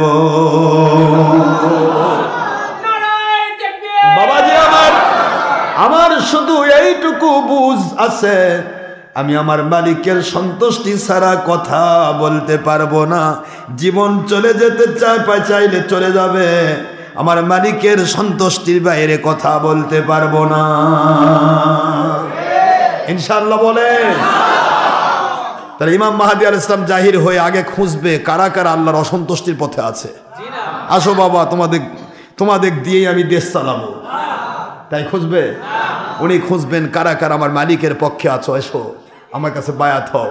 এই বায়াতের ডাক দিলেই যারা আল্লাহওয়ালা তারা তার কাছে গিয়ে জমা হবে। আর যেগুলা দাজ্জাল বাহিনী, বায়াত আবার কোত্থেকে আসলো, এ ভণ্ড নাজিল হয়েছে, ইমাম মাহদী আলাইহিস সালাম থেকে দূরে সরে যাবে। এখানেই প্রিলিমিনারি টেস্ট, কথা হয় না, আমার কথা বোঝেন নাই? বিসিএস এ প্রিলিমিনারি টেস্ট হয় না? প্রিলিমিনারি টেস্ট হচ্ছে প্রথম টেস্ট। এই প্রথম টেস্টেই হেরে যাবে বাতিল 72, কারণ এরা বায়াতের বিরোধী। ইমাম মাহদী আলাইহিস সালাম প্রথম টেস্টে হারিয়ে দিবেন। প্রিলিমিনারিতে দেখবেন, আমরা যখন বিসিএস করেছি একবারে 5 লক্ষ লোক প্রিলিমিনারি টেস্টে যোগ দিল। তারপরে দেখেন প্রিলিমিনারি টেস্টে সব করা ছাঁটাই হয়ে টিকলাম আমরা 27,000। কতগুলা গেল? 5 লাখ কোথায় আর কোথায় 27,000। তো ইমাম মাহদী আলাইহিস সালাম যখন পৃথিবীতে নাজিল হবেন, তিনি প্রিলিমিনারি টেস্টে সবাইকে নো অ্যালাউ করে দিবেন। যারা আজকে বায়াত বিরোধী, এই খারেজি, ওহাবি আছে না, এগুলা এই যত গোষ্ঠী সব বায়াত বিরোধী। কিসের আবার বায়াত, কিসের আবার পীর, পীর বলে কোনো জিনিস নাই, এই ধরনের কথা যারা বলবে এরা কিন্তু প্রিলিমিনারি টেস্টে আউট, নো অ্যালাউড। প্রিলিমিনারি টেস্টে যারা টিকলো, এখন টেস্ট করা হবে রিটেন টেস্টের বদলা, রিটেন টেস্ট আর লাগবে না, তখন লাগবে তাকওয়া টেস্ট। কার ভিতরে তাকওয়া বেশি, লোভ বেশি, লোভ, লালসা, হিংসা, বিদ্বেষ, অহংকার মুক্ত তাকওয়া। নামাজ, রোজা, হজ, যাকাত, ফরজাত বা সুন্নিয়াতের সাথে সম্পৃক্ত তাকওয়া। ইচ্ছে করে হারাম কাজ তো দূরে কথা, একটা মাকরু কাজও করবে না, তাকওয়া। সুবহানাল্লাহ বলেন না জোরে। ইচ্ছে করে ফরজ নামাজ, রোজা, হজ, যাকাত, ফরজ ইবাদত ছাড়া দূরে কথা, ওয়াজিব ছাড়া দূরে কথা, একটা সুন্নত কোনোদিন বাদ দিবে না ইচ্ছে করে, এটার নাম তাকওয়া। সুবহানাল্লাহ বলবেন না জোরে। এই তাকওয়ার ভিত্তিতে গিয়ে দেখা যাবে লাখে লাখে মরে গেল কাতারে কাতার, গুনে দেখা গেল 9,000। তারপরে খুঁজে তাকওয়ার মধ্যে থেকে যাদের পাওয়া যাবে, ওই একটা সেটিং করে বলবে, আমার মালিকের গয়বে মদদে তোমরা সারা পৃথিবী চালাবে। জোরে বলতে হবে না সুবহানাল্লাহ। বাবাজি আমার, আমি আপনাদের ক্ষেত্রে দারস করি, আমরা উল্টা পাল্টার দিকে যেতে পারবো না, ঠিক না? ঠিক। তাহলে আল্লাহর আইন বলুন তো কোনটা আল্লাহর আইন? আমাকে একটু বুঝাই দিবেন। আমি বললাম এই যে ইসলাম দিয়ে যারা আইন চালাবার চাই, এদিকে আমি বললাম, ভাই আল্লাহর তো আইন তুমি জানো, তোমরা তো সবারই স্লোগান একটাই, আল্লাহর আইন চাই, সত্যকে শাসন চাই। আমিও তাই চাই, আমার জিন্দগিতে তাই চাই। আমার জীবনে খেলাফতের বিরুদ্ধে কোনোদিন কথা বলিনি, কারণ আল্লাহ পাকের ওয়াদা, ওয়াদাল্লাহুল্লাযীনা আমানু মিনকুম ওয়া আমিলুস সালিহাত লা ইস্তাখলিফান্নাহুম ফিল আরদ। সূরাতুন নূর খুললেই পাবেন আপনারা 55 নম্বর আয়াত শরীফ, 18 নম্বর পারা, 24 নম্বর সূরা, মদিনা অবতীর্ণ আইন। আল্লাহ পাক বলে দিন, আমি ওয়াদাবদ্ধ। দেখছেন আল্লাহর কথা, ওয়াদাল্লাহুল্লাযীনা আমানু মিনকুম ওয়া আমিলুস সালিহাত। তোমাদের মধ্যে যে মানুষগুলি মুমিন এবং আল্লাহ পাকের সন্তুষ্ট করার জন্য ইসলাম মানো, আমি তোমাদের খেদমতে বলছি, আমি ওয়াদাবদ্ধ, লা ইস্তাখলিফান্নাহুম ফিল আরদ, আমি তোমাদের দিয়ে গোটা জগতে খেলাফত জারি করব। একটু জোরে বলেন না সুবহানাল্লাহ। আল্লাহর ওয়াদা এটা। এখন আমি বললাম যে এখন আমরা আল্লাহর আইন কোনটা মানি ভাই? আপনাদের একটা কাজও ছবি ভিডিও ছাড়া হয় না। এটা ওয়াজ করেন, তাও মহিলার মধ্যে প্রজেক্টর টিভি দিয়ে কন, মহিলারা আল্লাহ তো কইছে আইন পরনারী পরপুরুষের দিকে চোখ পড়লে হাইটা লো করে দাও, আর আমরা দিছি দেখো কত আইন মানি, তোমরা হাই করে দেখো কি আইন মানে। দেখছেন, কোরআনের আইন চাই, সৎ লোকের শাসন চাই। কি সৎ লোক? কোরআনের মজলিসে কোরআনকে বৃদ্ধাঙ্গুলি দেখিয়ে আমার আল্লাহকে বৃদ্ধাঙ্গুলি দেখে বলতেছে, আল্লাহ বলে কল্লিল মুমিনাত ইয়াকুদুনা মিনাস সালিহিন্না ওয়াহফাজনা ফুরুজাহুন্না। কোরআন শরীফের সূরাতুল নূর 31 নম্বর আয়াত শরীফ, 18 নম্বর পারা, 24 নম্বর সূরা, মদিনা অবতীর্ণ আইন। আল্লাহ বলে দিলেন, আমি আল্লাহ আইন করে দিলাম, শুনে নাও, এটা আইন আমার, ল অফ আল্লাহ, কানুন অফ কোরআন। কোরআনের কানুন হচ্ছে, তোমরা মহিলা যদি পুরুষের দিকে চোখ পড়তেই পারে, আমি আল্লাহ আইন করে দিলাম, প্রথমটা যেহেতু বুঝতে পারোনি মাফ করে দিয়েছি, পরেরটার উপরের দিকে তাকাবো না, লতে দাও, অবনত করো। কার কথা এটা? আইনটা কার? এখন সুরমনাই কন, তবলিগি কন, জামাতি কন, লামাজাবি কন, এক একজন মুন্সির ভিডিও করে গো, একবারে চামড়ার তোলাও দেখা যায়। ওটা খালি বেদা শুনি দেখে, বেরিয়ে চলতে একটাও দেখে, খালি চায় থাকে। হ্যাঁ, কোরআনের আইন মানে বলে এরা আশ্চর্য, অ্যাস্টনিশ কন্ডিশন। এটা কোরআনের আইন। মহিলা যদি পরপুরুষের সাথে সম্পৃক্ত হতে পারত, পর নারী পর পুরুষের দিকে তাকিয়ে হাই করে দেখার অধিকার থাকতো, তাহলে কোনো মাহফিলে পর্দার বিধান থাকতো না, খুলে দিয়ে থাকতো, খোলা থাকতো। পর্দাদার উদ্দেশ্যই হচ্ছে পরনারী পরপুরুষ একাকার হবে না, পরনারী পরপুরুষের দিকে চোখ যাবে না, এইটাই পর্দা। সেখানে আপনি প্রজেক্টর দিয়ে আবার বেলজ্জা বেহায়ার মতো প্রচার করতেছেন, মাইকিং করা হচ্ছে, পর্দার সহিত দেখানোর সুব্যবস্থা রহিয়াছে। কি দেখাবেন ভাই? আপনার হুজুর কি হিজড়া না মহিলা? যদি হিজড়া হয় তাহলে তো মহিলা হিজড়া যারা তাদের কাছে দেখা যায়। হিজড়া যদি পুরুষ মার্কা হয় তাহলে পুরুষ মার্কা হিজড়া দেখবে, মহিলা মার্কা হিজড়া দেখতে পারবে না। কথা কন না কেন? আর আপনার হুজুর যদি মহিলা হয় তাহলে মহিলারা দেখতে পারবে, তাহলে পুরুষ দেখা পারবে না। এখন কোনটা হলো? যদি আপনার হুজুর পুরুষ হয় তাহলে মহিলা দেখা নিষিদ্ধ, আল্লাহর আইন। আপনি কি দেখাচ্ছেন? আপনার হুজুর কি নাচে? এই যে বেলজ্জার মতো প্রচার করা, এই প্রচার করতে গিয়েও তো লজ্জা পাইলেন না, কারণ মানুষ জানে বাপরে দেখাবে। মহিলা চিন্তা করতে পারে হুজুরটা মধ্যে কিরকম সুন্দর গো, চল গো, যাই গো, হুজুরের চামড়ার তলা পর্যন্ত দেখবো গো। কি আশ্চর্য! কি চলছে বাংলাদেশে? ইসলাম ইসলামের ধারায় চলবে, কোনো ব্যক্তি বা কোনো দলের ধারায় চলবে না, এটাই ইসলাম। ইসলাম ডক্টর আশরাফ সিদ্দিকীর ধারায় চলবে না, ইসলাম কোন দলের ধারায় চলবে না, ইসলাম কোন ব্যক্তির ধারায় চলবে না, কোন পীরের ধারায় চলবে না। ইসলাম চলবে আমার আল্লাহর কোরআন সুন্নাহর তাকিদ নিয়ে চলবে। তাহলে আপনি কোরআনের মজলিসে মহিলাকে নিজের চেহারা দেখানোর আইনই আপনি মানতে পারলেন না। আপনি কিসের সব লোকের শাসন চান? কিসের সব লোক? আপনি আল্লাহর আইন চান। আপনি আল্লাহর আইন চান না, আপনি চান শয়তানের আইন। কিন্তু লেভেল থাকবে উপরে ইসলাম। ওই যে বললাম, আমি বললাম আপনাকে যে ইসলাম লেভেল কি, উপরে সুন্দর করে লেখা একেবারে খাঁটি গাওয়া ঘি, মোড়ক খুলে দেখতেছেন একেবারে খাঁটি হুইস্কি। কথা কবে দেখে কি কি বলে বাড়াইছে? হুইস্কি, বিয়ার, বাংলা মাল, ইন্ডিয়ান মাল। আস্তাগফিরুল্লাহ। আমি আপনাদের অনুরোধ করছি বাবারা, ইসলামকে ইসলামের ধারায় রাখুন, ইসলামকে নিয়ে জলাঞ্জলি দেবেন না, এতে কিন্তু বিপদ আরো বাড়বে। এতে প্রায়ত সরকার যেরকম লাত্তিগুড়ি খায়া পালাইছে, আপনাকে কিন্তু লাত্তিগুড়ি ওই জায়গা দিয়ে দাদা মারা যান না, দাদা বন্ধু যাওয়া যাবে না, এখানে গুড়ি দিয়ে মেরে ফেলবে। কারণ মালিক খেপলে পৃথিবীর কোন শক্তি তাকে রক্ষা করতে পারে না। মালিক, আমার মালিক শুধুমাত্র ইয়ামুদ্দুহুম ফি তুগিয়ানিহিম ইয়ামাহুন। আমার মালিক বলেন আমি শুধুমাত্র তাদের খেলাধুলার মধ্যে একটু ছেড়ে রাখি, দেখি এরা কি করে, দেখি কি করে, একটু দেখি। তারপর আমার মালিক বলে যা মশা বাহিনী, এদের বিরুদ্ধে তো কোনো মানুষ নাই, সব করাই তো কাপুরুষ, একটারও তো নাই, সবই হুজরা, ওই আগার পাডা মাগার খাসি কি কোন আপনারা বোঝেন নাই কথা? হ্যাঁ, খালি বকবকি আছে শোনো না, কিন্তু খাসি হয়ে গেছে। কি হয়ে গেছে? বিদেশ একটু ধাম মারছে, শেষ। বাংলাদেশের বিশাল বিশাল বড় বড় বাহিনী, তারা এখন পাটা থেকে খাসি হয়ে গেছে, খালি ঘোরে, কিন্তু কিছু করা পার না।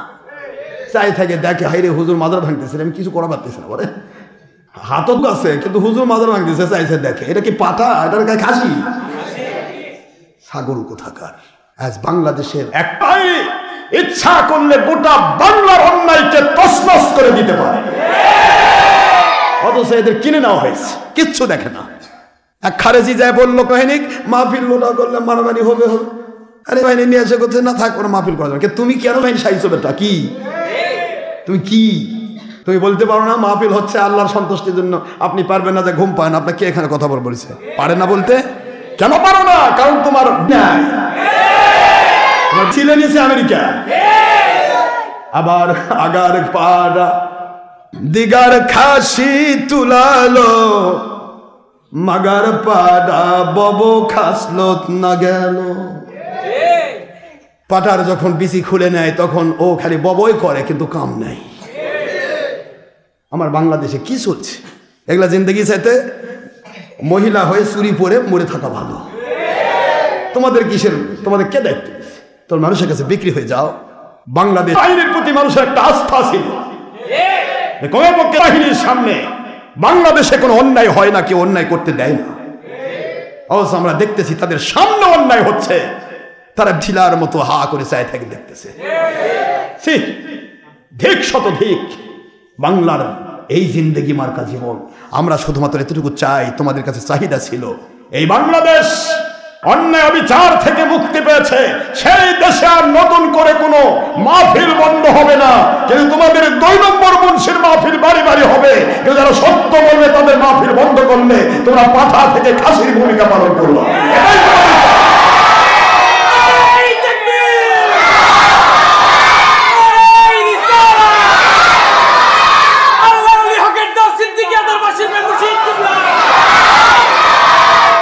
কি হবে তোমাদের দিয়ে? ওর সাথে কৃষক হওয়া ভালো, তো কৃষক হয়ে হাল চাষ করো, ওটাই বেশি ভালো। তোমরা সত্য বলতে পারো, সত্যের উপর থাকতে পারো না, মানুষকে অন্যায় করে দেখে চুপ করে থাকো। কি হয়েছে তোমাদের? কে কিনলো তোমাদের? কয় টাকাতে কিনেছে তোমাদের? বড় আশ্চর্য লাগে। আমি আপনাদেরকে কষ্ট দিচ্ছি না? কি বুঝলেন আপনারা? ইহুদি পণ্ডিতেরা বলছে তুমি তো অন্যায় করেছ, তোমার স্বামী নাই, তুমি সন্তান কেমনে তোমার পেটে আসে? এই মুহূর্তে যদি আগামী সকালবেলা তোমাকে আমরা সঙ্গে সার করব, নাউজুবিল্লাহ। মরিয়ম আল্লাহ পাক রব্বুল আলামিনের দিকে মুতাওয়াজ্জহ হয়ে বলে, মালিক জানলাম না, বুঝলাম না কেমনে আমার পেটে সন্তান আসলো। আমি মাত্র 13 বছর, মতান্তরে 15 বছরের কিশোরী, এই কিশোরীর পেটে সন্তান আসলো আমি জানি না। শুধু জিবরাইল আলাইহিস সালাম সে শুধু আমাকে একটা ফু দিয়েছে। বাথরুমে গিয়ে গোসল করতেছি, জিবরাইল এসে বলে, আমি আল্লাহর রহমতের ফেরেশতা জিবরাইল, আমি পুরুষও নয় মহিলাও নয়। সুবহানাল্লাহ বলেন। আমি তোমাকে আমার আল্লাহর হুকুম ফু দিয়ে দেব।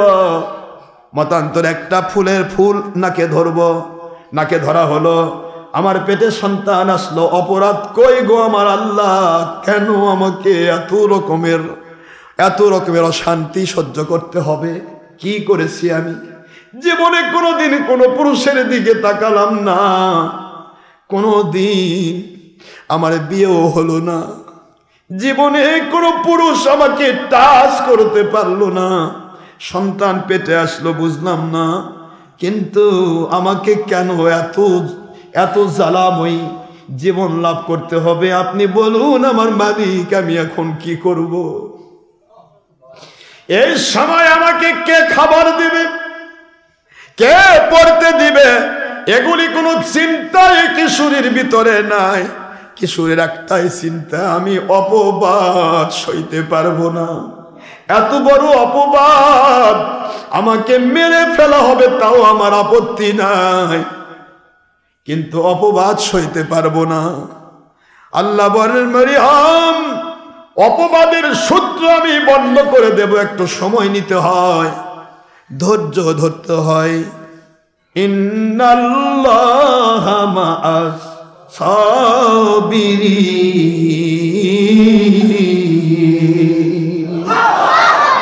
আল্লাহ পাকের রহমত, শান্তি, বরকত ধৈর্যশীলদের সাথেই থাকবে।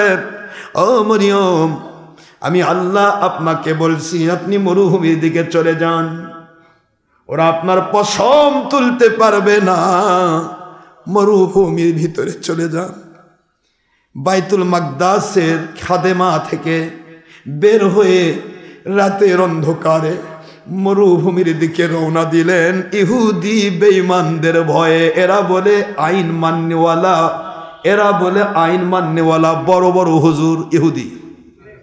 ইহুদি পণ্ডিতেরা সবই জানত, কিন্তু ওদের চিন্তা এই মুহূর্তে ঈসা আলাইহিস সালাম আসছে, তাকে যদি গোড়া থেকে নির্মূল করতে না পারি আমাদের 2 নম্বরই ধরা পড়ে যাবে। গোটা জগৎ দখল করেছি, পুরা প্যালেস্টাইন, পুরা জেরুজালেম এরিয়া আমাদের ইহুদি পণ্ডিতদের আন্ডারে ইসলামের নামে আইন চলে। এই মুহূর্তে ঈসা আলাইহিস সালাম অলৌকিক ভাবে যে নাজিল হয়ে যায় আমাদের সব ধরা পড়বে। ধরা পড়ার ভয়ে আমরা যদি মরিয়মকে মেরে ফেলতে পারি ঈসাও মরে যাবে, আমাদের আর কেউ ধরতে পারবে না। কত বড় বেঈমান, আল্লাহর নবীকে পর্যন্ত মেরে ফেলতে চায়। মুসা ঈসা আলাইহিস সালামের আম্মা জান আল্লাহর হুকুম মানার জন্য মরুভূমির দিকে চলে গেলেন। মরুভূমির ভিতরে ধু ধু মরুভূমি, কেউ নাই। একটা মেয়ে তো বাড়ি থেকে ঘর থেকে বের হলে ভয় পায়, তাতে আবার মাত্র 13 বছরের কিশোরী। কি এমন তার বয়স হয়েছে? ইমরান আলাইহিস সালামের মেয়ে, যার নামে সূরাতুল আলে ইমরান। জোরে বলুন সুবহানাল্লাহ। ইমরান আলাইহিস সালামের মেয়ে এবার চলে যাচ্ছেন মরুভূমির দিকে। গোটা মরুভূমি শুধু শিয়াল আর নেকড়ে বাঘের বিচরণ ভূমি। এই জায়গায় হযরতে মরিয়ম আলাইহিস সালাম চলে গেলেন। কিছুক্ষণের পরে আমার মালিক সকাল করে দিলেন। ছোট্ট একটি মরা গাছ মাথা ভেঙে পড়েছে, একটা খেজুর গাছ। এই খেজুর গাছের নিচে আম্মা মরিয়ম আলাইহিস সালাম গর্ভবতী, ঈসা আলাইহিস সালাম তার পেটে। আস্তে করে সারা রাত তো ঘুম হয় নাই, শুধুমাত্র সারা রাত তাকে জাগতে হয়েছে, বিশাল মরুভূমি পাড়ি দিতে হয়েছে, ইহুদিরা যেন তাকে ধরতে না পারে। মরা গাছের নিচে বসে চিন্তা করে, মালিক আমি কি করব এখন? এই মুহূর্তে আমার মালিকের আওয়াজ হয়, মরিয়ম, যে এই গাছের নিচে তুমি বসেছ, তুমি বসো নাই, আমি আল্লাহ তোমাকে বসাইছি। গাছটার মাথা নাই গো মরিয়ম, কিন্তু তুমি গাছে আস্তে করে একটা করে থাবা দাও, আমি আল্লাহ টাটকা তাজা পাকা খেজুর তোমার কোর্সা ভরে দেব। একটু ধৈর্য ধরতে হয়, গায়েবী মাদক পাওয়ার জন্য একটু ধৈর্য ধরতে হয়। এবার ছোট্ট মাসুম কিশোরী আস্তে করে, খেজুর গাছের মাথা নাই, পুরা মাথা ভাঙ্গা একটা গাছ, মালিকের দিকে মোতাবজ্জো হয়ে একটু থাবা দেয়। মুহূর্তের মধ্যে দর দর করে টস টসে পাকা খেজুর তার পুরা কোল ভরে যায়। এই খেজুর থেকে নাম হয়েছে মরিয়ম খেজুর। মরিয়ম আলাইহিস সালাম পাকা পাকা খেজুর খাচ্ছেন। আল্লাহ বুঝাই দিলেন, আপনার সন্তানের জন্য, আপনার জন্য যত ক্যালোরির প্রয়োজন এই খেজুরের ভিতরে আমি আল্লাহ দিয়ে দিয়েছি, কিছুই লাগবে না মরিয়ম, খেয়ে নেন, পাকা খেজুর খেয়ে নেন। এরপরে আপনার পায়ের নিচে একটু দেখুন, পায়ের নিচে আমি আল্লাহ মধুর চাইতে মিষ্টি, দুধের চাইতে সাদা আমি পানি, ঠান্ডা পানির নহর তৈরি করে দিলাম। পায়ের নিচ থেকে দেখেন পুরাটা নহর, ঝর্ণা বেয়ে শুধুমাত্র টাটকা তাজা পানি বের হচ্ছে। মরিয়ম আলাইহিস সালাম এগুলি নিয়ে বলে, আল্লাহ আমি আর যাব না জেরুজালেমে, এখানে আমাকে আপনি দয়া করে রাখুন। আল্লাহ বলেন না, জেরুজালেমে অন্যায়কারী অবিচারকারী ইসলামের আইন নামে অন্যায় ইবলিস শয়তান আইন যারা নতুন করে তৈরি করেছে নিজে নিজে, আর সেগুলো তারা আমি আল্লাহর আইন নামে চালিয়ে দিতে চাই। এদের ভণ্ডামি ধরার জন্য তোমাকে তোমার সন্তান নিয়ে আবার বাইতুল মাকদাসে যেতে হবে। চিন্তা কর বাবাজিরা আমার, একটিবার শুধু বুঝবেন, যদি বান্দা যদি আল্লাহমুখী থাকে, আল্লাহর গায়বী মদদ নাজিল হতে দেরি হয় না। ধৈর্য ধরতে হয়। আস্তাইনু বিস-সাবরি ওয়াস-সালাহ ইন্নাল্লাহা মা'আস সাবিরিন।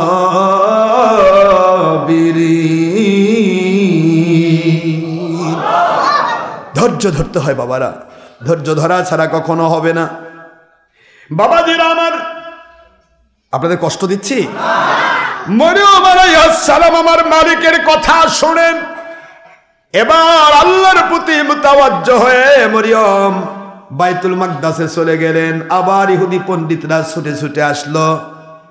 মনে সিনে পাপ, মায়ে সিনে কে সন্তানের বাপ। এই ইবলিস তো জানে আমরা আল্লাহর আইন মানি না, কিন্তু বানানো আইনকে আল্লাহর আইন নামে চালিয়ে দেই। এরা ছুটে আসলো, আবার আসছে মরিয়ম, এবার তার নিস্তার নাই। এবার সন্তান সে হাতের উপর নিয়ে এসেছে, ওখানে খেজুর গাছের তলায় ডাই লাগলো না, সিজার লাগলো না, দুনিয়ার কোনো মানুষের সাহায্য লাগলো না। এই ছোট্ট কিশোরীর ভিতর থেকে ঈসা রুহুল্লাহকে আমার আল্লাহ পৃথিবীতে নাজিল করে দিলেন। সন্তান হাতের মধ্যে নিয়ে, বুকের মধ্যে নিয়ে হযরত মরিয়ম আলাইহিস সালাম এবার ধীরে ধীরে ধীরে ধীরে এক পা আগায় দুই পা পিছায় গেলে না জানি কি করে আসতো। আগে তো সন্তান পেরেছিল, মারার জন্য পালিয়ে আসতে হলো, বের করে দিল। এখন তো সন্তান হাতে, এবার যে কি ঘটবে। সন্তান হাতের মধ্যে নিয়ে বেরেস্তের ভাবে খাদেমা মরিয়ম, বাইতুল মুকাদ্দাসের খাদেমা মরিয়ম আলাইহিস সালাম তিনি চলে গেলেন।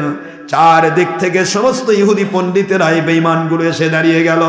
আবার এই যে ইমরানের কন্যা, তোমাকে তো সাহস কম নয়, এবার সবাইকে ডাকো, সবার সামনে কে সঙ্গে সার করা হবে, পাথর মেরে ছেলে সহ ওকে মেরে ফেলা হবে। ঘোষণা দিয়ে দিল, নাউজুবিল্লাহ বলেন। চারদিক থেকে ঘোষণা দেওয়া হয়ে গেল। ঘোষণায় পেয়ে হাজার হাজার লাখ লাখ মানুষ ছুটে আসলো। সবার একই ভূমিকা, মেরে ফেলো, ওকে সঙ্গে সার করো। শুধু স্লোগান হচ্ছে মরিয়মকে মেরে ফেলো। এত বড় অন্যায়কারী কি করে বাইতুল মুকাদ্দাসের খাদেমা হতে পারে? একে মেরে ফেলো। মরিয়ম আলাইহিস সালাম চোখের পানি ছেড়ে দিয়ে চুপ করে আছে। জিজ্ঞাসা করে, মালিক বলেছে একটা কথা বলবে না মরিয়ম, তোমার শরীয়তে আমি রেখেছি কথা না বললেই সে রোজাদার। রোজাদার কথা বলতে পারবে না, ইশারায় কথা বলবে। সবাই বলতেছে কি প্রশ্ন, কি উত্তর দিতে চাও বলো, ছেলে কোত্থেকে আসলো? এবার মরিয়ম আলাইহিস সালাম বলেন, আমি রোজাদার। এই যে আমার সামনে কোলের মধ্যে সন্তান, একে জিজ্ঞাসা করো,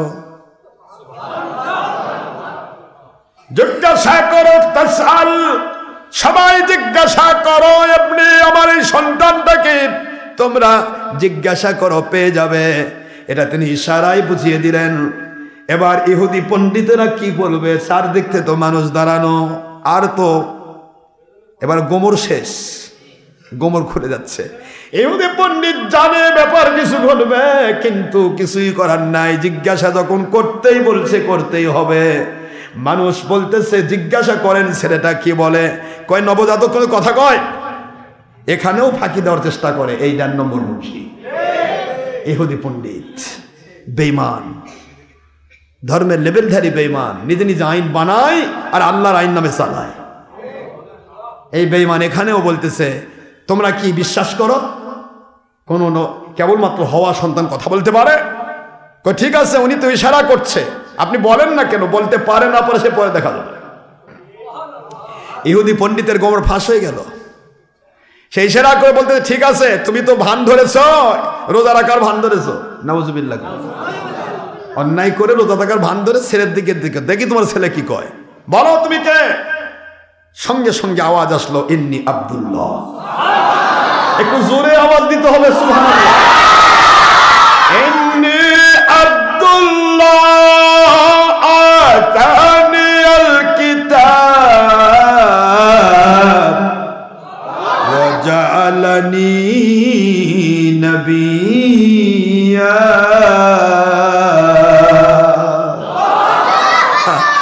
কোরআনের আয়াতে নাজিল হয়ে গেল। ইবলিস, এবার ইবলিসের গুলো কি কয় দেখেন। ঈসা আলাইহিস সালাম বলতেছেন ইন্নী আব্দুল্লাহ, আমি আল্লাহর বান্দা, আল্লাহর আতানিয়াল কিতাব, আমাকে আমার মালিক ইনজিল কিতাব দিয়ে রাসূল বানিয়েছেন, ওয়া জাআলানি নবিয়্যা, আর আমাকে আমার আল্লাহ নবী হিসেবে পাঠিয়ে দিয়েছেন। রে ইহুদিরা, ওখানে তোমরা তাওরাত কিতাব খোলো, অমুক জায়গায় লেখা আছে আমি আসব বাবা ছাড়া। ইহুদি পণ্ডিতেরা শুধু পরে আসার খায়, কেউ আসার দেওয়া লাগে না, এমনি আসার খায়, আসার খায় আর পরে ওঠে আর আসার খায়, মানে হাত পা অবশ হয়ে গেছে। দৌড় দৌড় পালিয়ে দৌড়, মানুষ এখন ভাবতেছে যে পিটবে ধরে সবাক, পিটানির ভয়ে সব পণ্ডিত পালিয়ে গেল। ঈসা রুহুল্লাহ আলাইহিস সালামের বিজয় হয়ে গেল। একটু সুবহানাল্লাহ পড়বেন না? কিন্তু বিজয় হলে লাভ কি? ইহুদিরা বলতে লাগলো আমরা যে আইন তৈরি করেছি এর বিরুদ্ধে কোনো নবীও বলে তাকে আমরা হত্যা করব। আজকের যুগেও তাই দেখা যাচ্ছে। পৃথিবীতে যদি আল্লাহর নবী এখন নাজিল হয়ে যদি এই 2 নম্বর মুনশিকের বিরুদ্ধে বলতো, এরা ওই নবীর বিরুদ্ধে লেগে দিত। এই ধরনের বেঈমানেরা। আমরা কোরআন সুন্নাহর সত্য কথা বলতেছি, ডকুমেন্ট সাপেক্ষে, সামনে আসা তো দূরে থাক, বাইরে কই ভণ্ড যা যাবে না, একাই বোঝে। আরে আমি তো বুঝি না, তোমরাও বোঝো, কিন্তু তোমরা বাতিলের কাছে টাকা দিয়ে বিক্রি হয়েছ। তোমরাও বোঝো না। কে কইছে? আমরা তো বলিনি তোমরা বোঝো না। আবু জাহেল বোঝেনি? আবু জাহেলের রোগ ধরছে। আবু জাহেল বলতেছে মুহাম্মদ সাল্লাল্লাহু আলাইহি ওয়াসাল্লাম যদি তুমি বলো বইস্তুল কাসর মাযহাবিন ওয়াল ইসলাম, তুমি বলেছো ছবি মূর্তি ধ্বংস করার জন্য আমি এসেছি, আমি ছবি এই মূর্তিকে আমি কাঁধে নিয়ে ঘুরবো, দেখি তুমি কেমনে বন্ধ করো। জিদ জিদ কাঁধে নিয়ে, আমি আবার বলছি, এটা বলেছি আপনাদের, ইবলিসের কি পজিশন, কাঁধে নিয়ে যাচ্ছে, যাওয়ার সময় পেশাব লাগছে, জানেন না আপনারা? এটা পেশাব লাগছে, খোদাকে এখন তাকে বলতেছে খোদা তুমি আমার কাঁধে, আমি কেমনে পেশাবে বসি, তুমি একটু রেস্ট করো, আমি একটু পেশাব করি। তো খোদাকে রেস্টে দিচ্ছে, কিন্তু খোদা তো কথা বলা পারে না, খোদা দাঁড়াবারও পারে না। খোদাকে এখন একটা ওই গাছের সাথে হেলান দিয়ে রেখে বলে খোদা তুমি রেস্ট করো। পেশাব করতে গিয়ে পেশাব করাও শেষ, পিছন দিকে শব্দ হয়, পেশাবের শব্দ, ডানে থেকে পেশাব করে যে শব্দ হয় না, ধর ধর পরে, এই সস্যরী শব্দ শুনে চিন্তা করে আনলো এটা কেমন কাজ, সামনে করলাম পেশাব, পিছনে শব্দ কেন? পিছন দিকে তাকিয়ে দেখে সর্বনাশ, যাকে আমি জিদ করে কোলত নিয়ে আসছি, মাথায় নিয়ে আসছি, ওকে কুকুরে পেশাব করে পুরা মাথা থেকে পা পর্যন্ত সয়লাভ করে দিচ্ছে। কুকুরের পেশাব খাইয়া খোদা একবার ট্যাপ হয়। আর কুকুরের পেশাব গন্ধ তো জানেন, খেলে চামটা গন্ধ, চামটা গন্ধ। এখন এই ইবলিসের দোসর আবু জাহেল, নবীর দুশ্মন আবু জাহেল গন্ধ খায়া কয় সি সি সি সি, তুমি একটা খোদা, তুমি একটা খোদা, খোদা কোনোদিন কুকুরের পেশাব খায়? একটা কুকুর থেকে তুমি নিজেকে বাঁচাতে পারো না? পুচ্ছি আব্দুল্লাহর ছেলে মুহাম্মদ সাল্লাল্লাহু আলাইহি ওয়াসাল্লাম আসল নবী, আর তার আল্লাহ আসল আল্লাহ। দেখছেন, মনে হয় কপাল খুলে গেল এই ইবলিসের। আমার আল্লাহ বলেছেন বেয়াদবকে আমি কখনো হেদায়েত দেই না। এবার পরক্ষণে বলেছেন না, মুহাম্মদ সাল্লাল্লাহু আলাইহি ওয়াসাল্লাম সত্য নবী, আমাদের আল্লাহও সত্য আল্লাহ, কিন্তু আমি মানতে পারবো না, আমি মানলে মুহাম্মদের দাম বাড়বে, আমার দাম কমে যাবে। নাউজুবিল্লাহ বলবেন না? আবার এই পেশাব মার্কা, সামটা মার্কা গন্ধ, এই গন্ধওয়ালা মূর্তিকে আবার কাঁধের মধ্যে নিয়ে আবার বিয়ে করে চলে গেল। এই সেই আবু জাহেলের রোগ ধরছে বর্তমান 2 নম্বর মুন্সিদের। এই মুন্সিদের কলিজার মধ্যে স্পষ্ট হয়ে গেছে আশরাফ সিদ্দিকী যা বলছে সেটাই সত্য। না হতো তাহলে আমার সামনে এসে দাঁড়াতো, হুজুর ভুল করছেন, আলতামুন্নি সাহেবের মাহফিল হবে আশরাফ সিদ্দিকীর, আমরা আছি, ওনাকে তওবা করাতে চাই। পারতো না? তা না, ও ডিসি মহিলা, আপনি তো মহিলা মানুষ, এমনি ভয় পান, আমরা কিন্তু ভয় দেখাচ্ছি, মারামারি হবে। এখন মহিলা এমনি তো ভয় পাইছে, আরো ভয়, না বাবা দরকার নেই, যাও মাহফিল বন্ধ। দেওয়া পারমিশন বাতিল করে ঠিক শতধিক এই সমস্ত প্রশাসনের এবং এই সমস্ত জালেম মুন্সিদের। তোমরা জেনে বুঝে সত্যের বিরোধী, তোমরা সেই যুগের ইহুদি পণ্ডিত, কোনো সন্দেহ নেই। দাঁড়িয়ে দেখো আমার সামনে, আমি চ্যালেঞ্জ ভিত্তিক প্রমাণ করব, তোমরা সেই ইহুদি পণ্ডিতেরা নিজে নিজে আইন বানাও, ইসলামের নামে চালাও, যখনই আমরা কোরআনের আইন সামনে তুলে ধরতেছি ভণ্ড নামে মানুষকে ধোঁকা দিচ্ছ।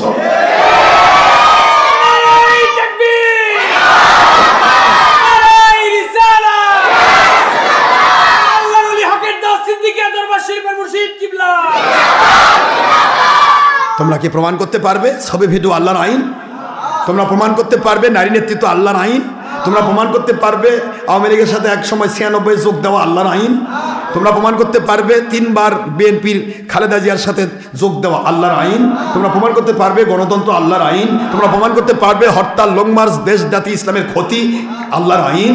কি প্রমাণ করবে তোমরা আল্লাহর আইন? তোমরা আল্লাহর আইন মানো না, আল্লাহর আইন তোমরা নিজেরা মানো না, তোমরা বানাইছো আইন, আল্লাহর আইন নামে চালাতে চাও।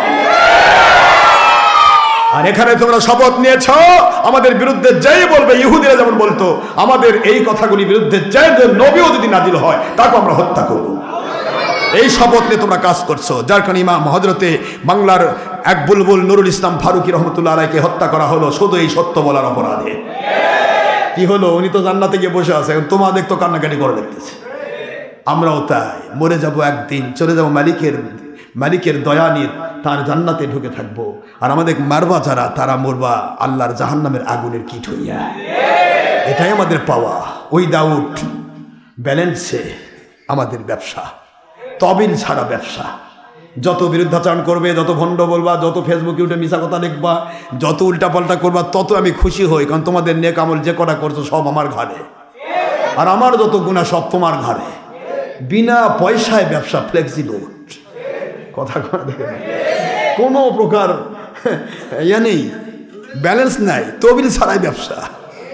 কিন্তু আমার নবীর বিরুদ্ধে বললে আমি ছাড় দেব না, সিলে ফেলবো না, নবীর বিরুদ্ধে আমি বলতে দেব না। এই জন্য আমি প্রথম যে কথাটা তুলেছিলাম আপনাদের কাছে, কোরআন শরীফ প্রতিটি সূরার আগে বিসমিল্লাহ, মনে আছে? ওয়াইদা কুরআতাল কুরআন ফাস্তাইয বিল্লাহি মিনাশ শাইতানির রাজীম। আল্লাহ পাক আইন করে দিলেন, মুমিনেরা যখন কোরআন পড়বে তখন আল্লাহর কাছে শয়তান থেকে পানাহ চাও। এটা আলাদা একটা আইন। এই জন্য প্রত্যেকটা মুমিন কোরআন পড়তে গেলে আউযু বিল্লাহ দিয়ে শুরু করতে হয়। আউযু বিল্লাহি মিনাশ শাইতানির রাজীম, তারপর বিসমিল্লাহির রহমানির রহিম পড়তে হয়। আর কোরআন শরীফ প্রতি সূরার আগে শুধু বিসমিল্লাহ দেওয়া আছে, আউযু বিল্লাহ নেই। কেন?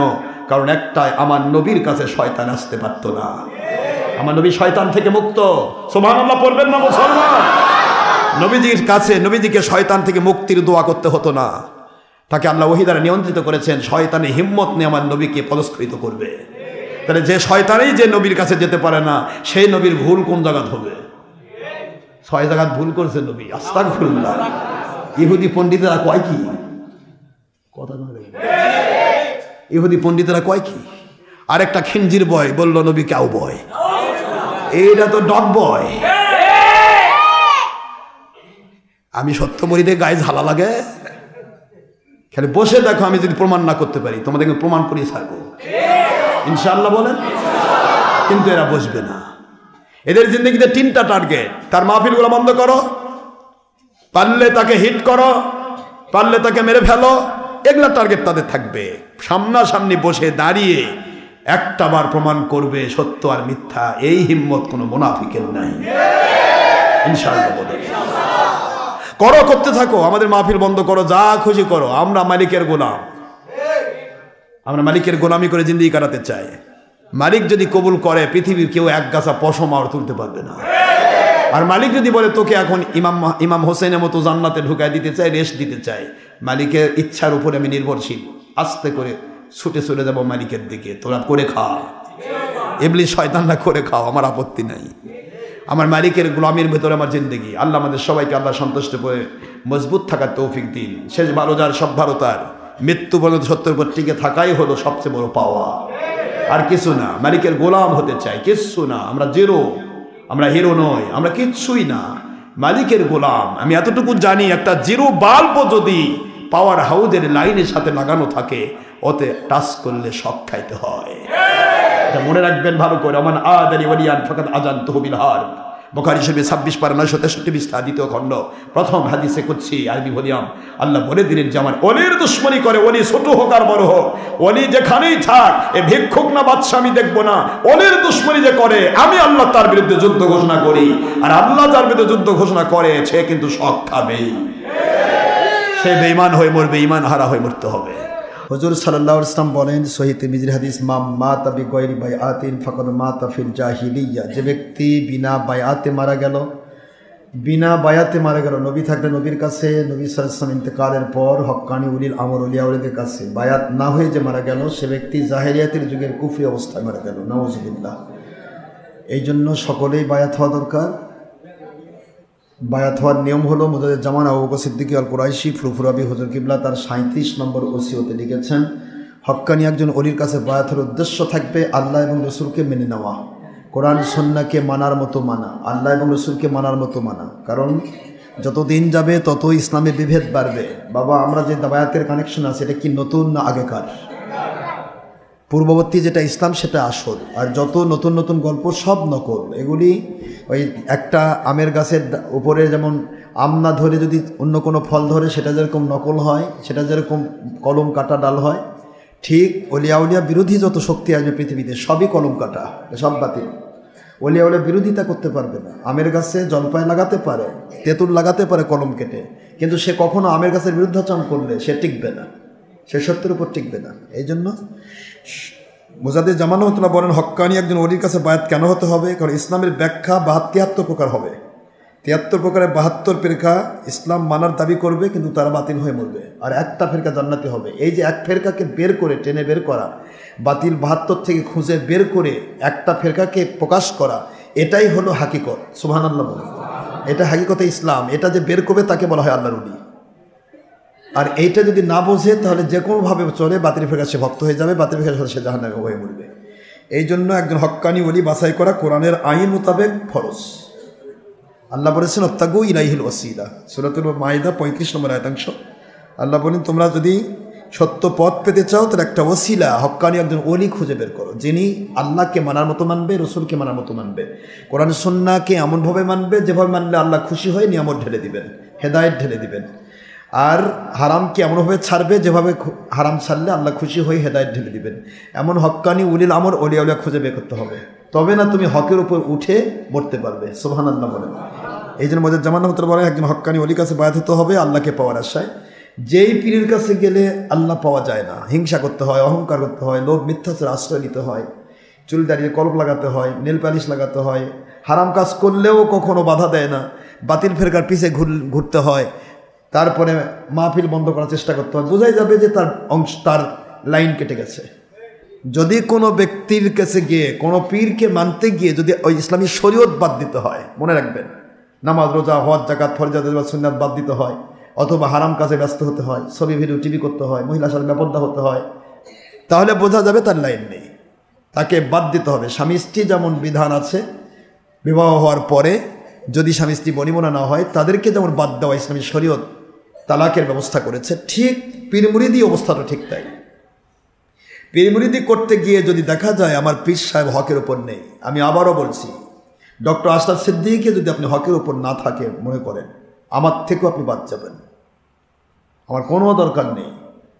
শুধুমাত্র আপনাকে আমি একটা আবেদন করব, কিয়ামতের দিন আমি ধরবো যে আল্লাহ পাক এই ব্যক্তিটা যে আমার ভিতরে ভুল দেখলো সে আমাকে কেন জানায় সংশোধন করলো না, এই একটা জিনিস আমি ধরবো কিয়ামতে।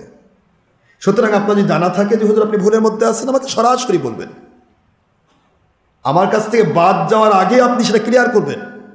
ক্লিয়ার করে যদি আপনি নিজে ভুলের মধ্যে থাকেন সংশোধন হবেন, নতুবা আমি ভুলের মধ্যে থাকি সংশোধন হব।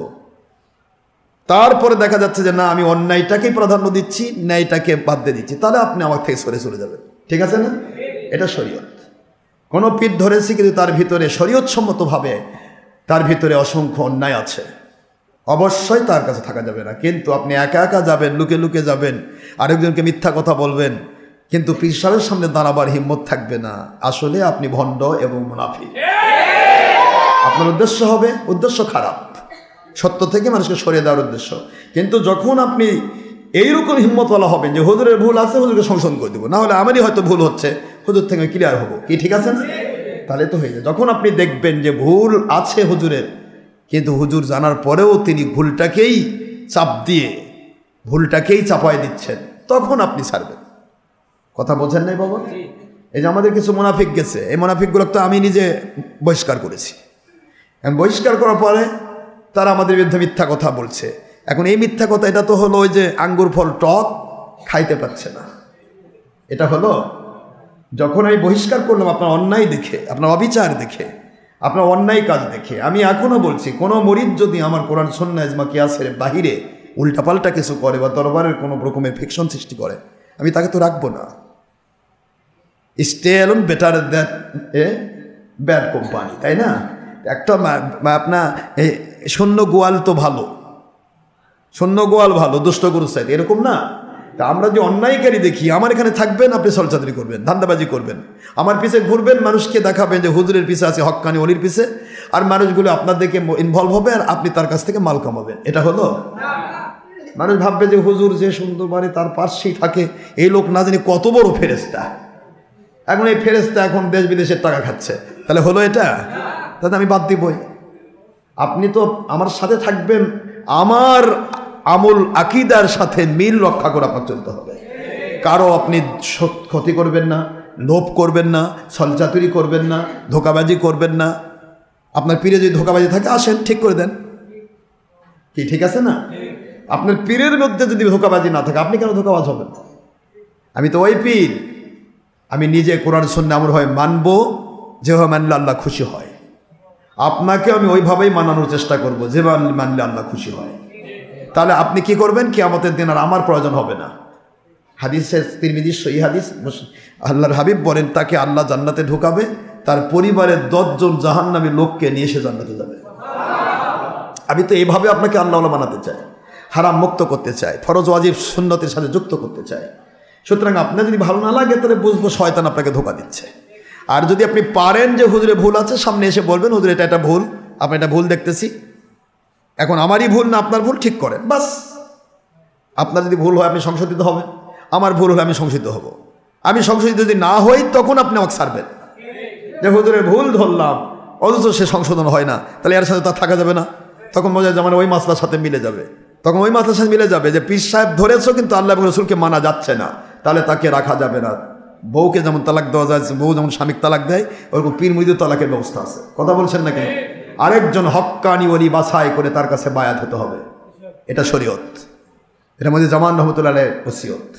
হুজুর বলছেন, একজন পীর সাহেব ইন্তেকাল করেছেন, আরেকজন পীরের কাছে বায়াত হবে, এটা শরীয়ত। আর আমাদের কাছে কোনো ব্যক্তি ধোঁকাবাজি করার জন্য আসবেন না। একদিকে আমার সাথে থাকবেন, আরেকদিকে মুনাফিকের সাথে থাকবেন, এরকম ব্যক্তি আমার দরকার নেই। আমি কোনো মুনাফিকের ছলচাতুরি, মুনাফিকের যোগসাদস্যে কোনো লোককে আমি জ্ঞান করব না। এটা আমার মুরিদ হোক আর বাইরে হোক, দয়া করে এই ধরনের মানুষ আমাকে যাতায়াত করবেন না। যে ব্যক্তি মুনাফিককেও কোলের মধ্যে রাখবেন, আবার আমাকেও আপনার সাথে রাখবেন, এই দুদিল বান্দা কলমাসুর না পায় শ্মশান না পায় ঘোর, এই সুবিধাবাদী লোকের আমার দরকার নেই। আমার কথা কি বোঝা গেছে? হ্যাঁ, আমি ওস্পার। আমি নিজে আমার আল্লাহর সন্তুষ্ট চলবো, যারা আল্লাহর সন্তুষ্ট চলতে চায় আমি তাদেরকে নিয়ে সংসার করব, যারা চাই না তাদের আমার দরকার নেই। হ্যাঁ, ভুল হচ্ছে, আপনার ভুল হচ্ছে, আমার ভুল হচ্ছে, আমরা সংশোধিত হব, ঠিক না ঠিক? ভুলের ঊর্ধ্বে আমরা কেউ নই, আমরা তো মানুষ, আমরা নবী পাক সাল্লাল্লাহু আলাইহি ওয়াসাল্লামের উম্মত, গোলামের তো ভুল হবে, নবীদের ভুল হয় না, ঠিক না ঠিক? বলে ভুল হলে সংশোধন হব, কিন্তু এরকম নয় যে যা ইচ্ছা তাই করবেন, আপনি এখানেও থাকবেন ওখানেও থাকবেন, সব লাইনে থাকবেন। এটা ইসলামী শরীয়ত পছন্দ করে না। আপনি তেল আর পানি একই রকমই তরল পদার্থ, একসাথে কারাই দেন তো দেখি কেমন হয় বাবা। হয় তেল হতে হবে, নয় পানি হতে হবে। এমন তেলও হবেন, পানিও হবেন, চটপটি দিয়ে তো আপনার চোখ মুখ নষ্ট হয়ে যাবে। এই জন্য দয়া করে এরকম করবেন না। সবাই গায়ে গায়ে হাত দেন বাবা। বলছে জামান রহমতুল্লাহ আলাই ওনার ওসিয়তনামা মোতাবেক আমরা তওবাদে শরীক হচ্ছি। বাম ইসলামী দু আঙ্গুল নিচে কলবে মাকাম, সেদিকে খেয়াল করে আল্লাহমুখী হন। যারা বলে আমরা পীর মানি না, তারাও পীর মানে। যে হুজুরের ওয়াজ শোনে, যে বক্তার ওয়াজ শোনে, যে হুজুরের বই পড়ে, যে হুজুরকে অনুসরণ করে, ওই হুজুরটাই তার পীর সেজে বসে আছে, সে জানি না, শুধুমাত্র ধোকা দিচ্ছে তার হুজুর যে পীর ধরা যাবে না। সেও তো পীর নাকি সে আল্লাহ? কথা বলে এক আল্লাহকে মানতে হবে, রসুলকে মানতে হবে, উলিল আমর অলিকে মানতে হবে, এই তিনটা তো কন্ডিশন। এখন আল্লাহ তো যেই হুজুরের আপনি ওয়াজ ফলো করছেন, যেই হুজুরের কেতাব পড়ছেন, যেই বক্তার আপনি ওয়াজ শুনতেছেন, ওয়াজ মানুষকে শুনতে বলতেছেন, ওই বক্তাটা কি আল্লাহ নাকি রসুল? তা কি এটা? হ্যাঁ, এই তো একই তো হলো। ওটা ওই অলির র্যাঙ্কেই, কিন্তু ওর পজিশন জাহান্নামের বাক্স, শয়তানের বাক্স পর্যন্ত, আর আমাদের পজিশন হাত বাই হাত নবীজি পাক সাল্লাল্লাহু আলাইহি ওয়াসাল্লাম পর্যন্ত। পার্থক্য এইটুকু। সেও পীর। পীর ফার্সি শব্দ। পীর মানে ওস্তাদ, যাকে অনুসরণ করা হয়, যার কথা শোনা হয়, যাকে মানা হয়, যার কথাগুলি ভালো লাগে, এই তো পীর। এটা ফার্সি শব্দ। আরবিতে মুফতি হয়, মুহাদ্দিস হয়, মুফাসসির হয়, বক্তা হয়, আপনি ওই শায়েখ হয়, মাদানি, ওই যে শায়েখ মাদানি, যেটাই হোক, এ সবই এক।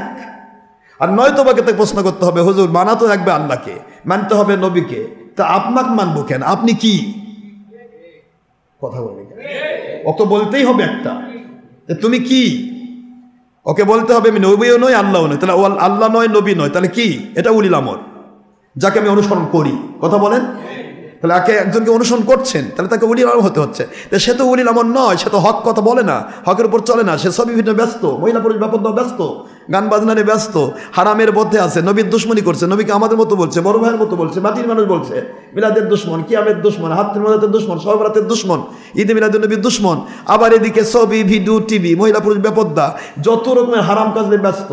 ধর্মের নামে গণতন্ত্র, ধর্মের নামে এটা, রাজনীতি, নারী নেতৃত্ব, হরতাল, লংমার, সবই তো সে করতেছে। তাহলে সে কি করে উলিল আমর হয়? সে কি করে উলিল আমর? উলিল আমর তো ওই ব্যক্তি যে আল্লাহর কোরআন সুন্নাহ নিজে মানে, অন্যকে মানানোর আপ্রাণ চেষ্টা করবে, এই ব্যক্তি হবে উলিল আমর। সুবহানাল্লাহ বলবেন না? এই জন্যই শুধু ধোঁকাবাজদের থেকে নিজেকে রক্ষা করতে হবে। আল্লাহ আমাদের সবাইকে বোঝার তৌফিক দিন। আল্লাহ আমাদের সবাইকে আল্লাহ সন্তুষ্ট মজবুত থাকার তৌফিক দিন। আমিন। ওমা আলাইনা ইল্লাল বালাগুল মুবিন। হাদা মা ইনদি মা ইনফাদ ওমা ইনদাল্লাহি রাসূলি সাল্লাল্লাহু আলাইহি ওয়াসাল্লাম। সুবহানাকা আল্লাহুম্মা বিহামদিকা আশহাদু আল লা ইলাহা ইল্লা আনতা আস্তাগফিরুকা ওয়া আতুবু ইলাইকা। আসসালামু আলাইকুম ওয়া রাহমাতুল্লাহি ওয়া বারাকাতুহু।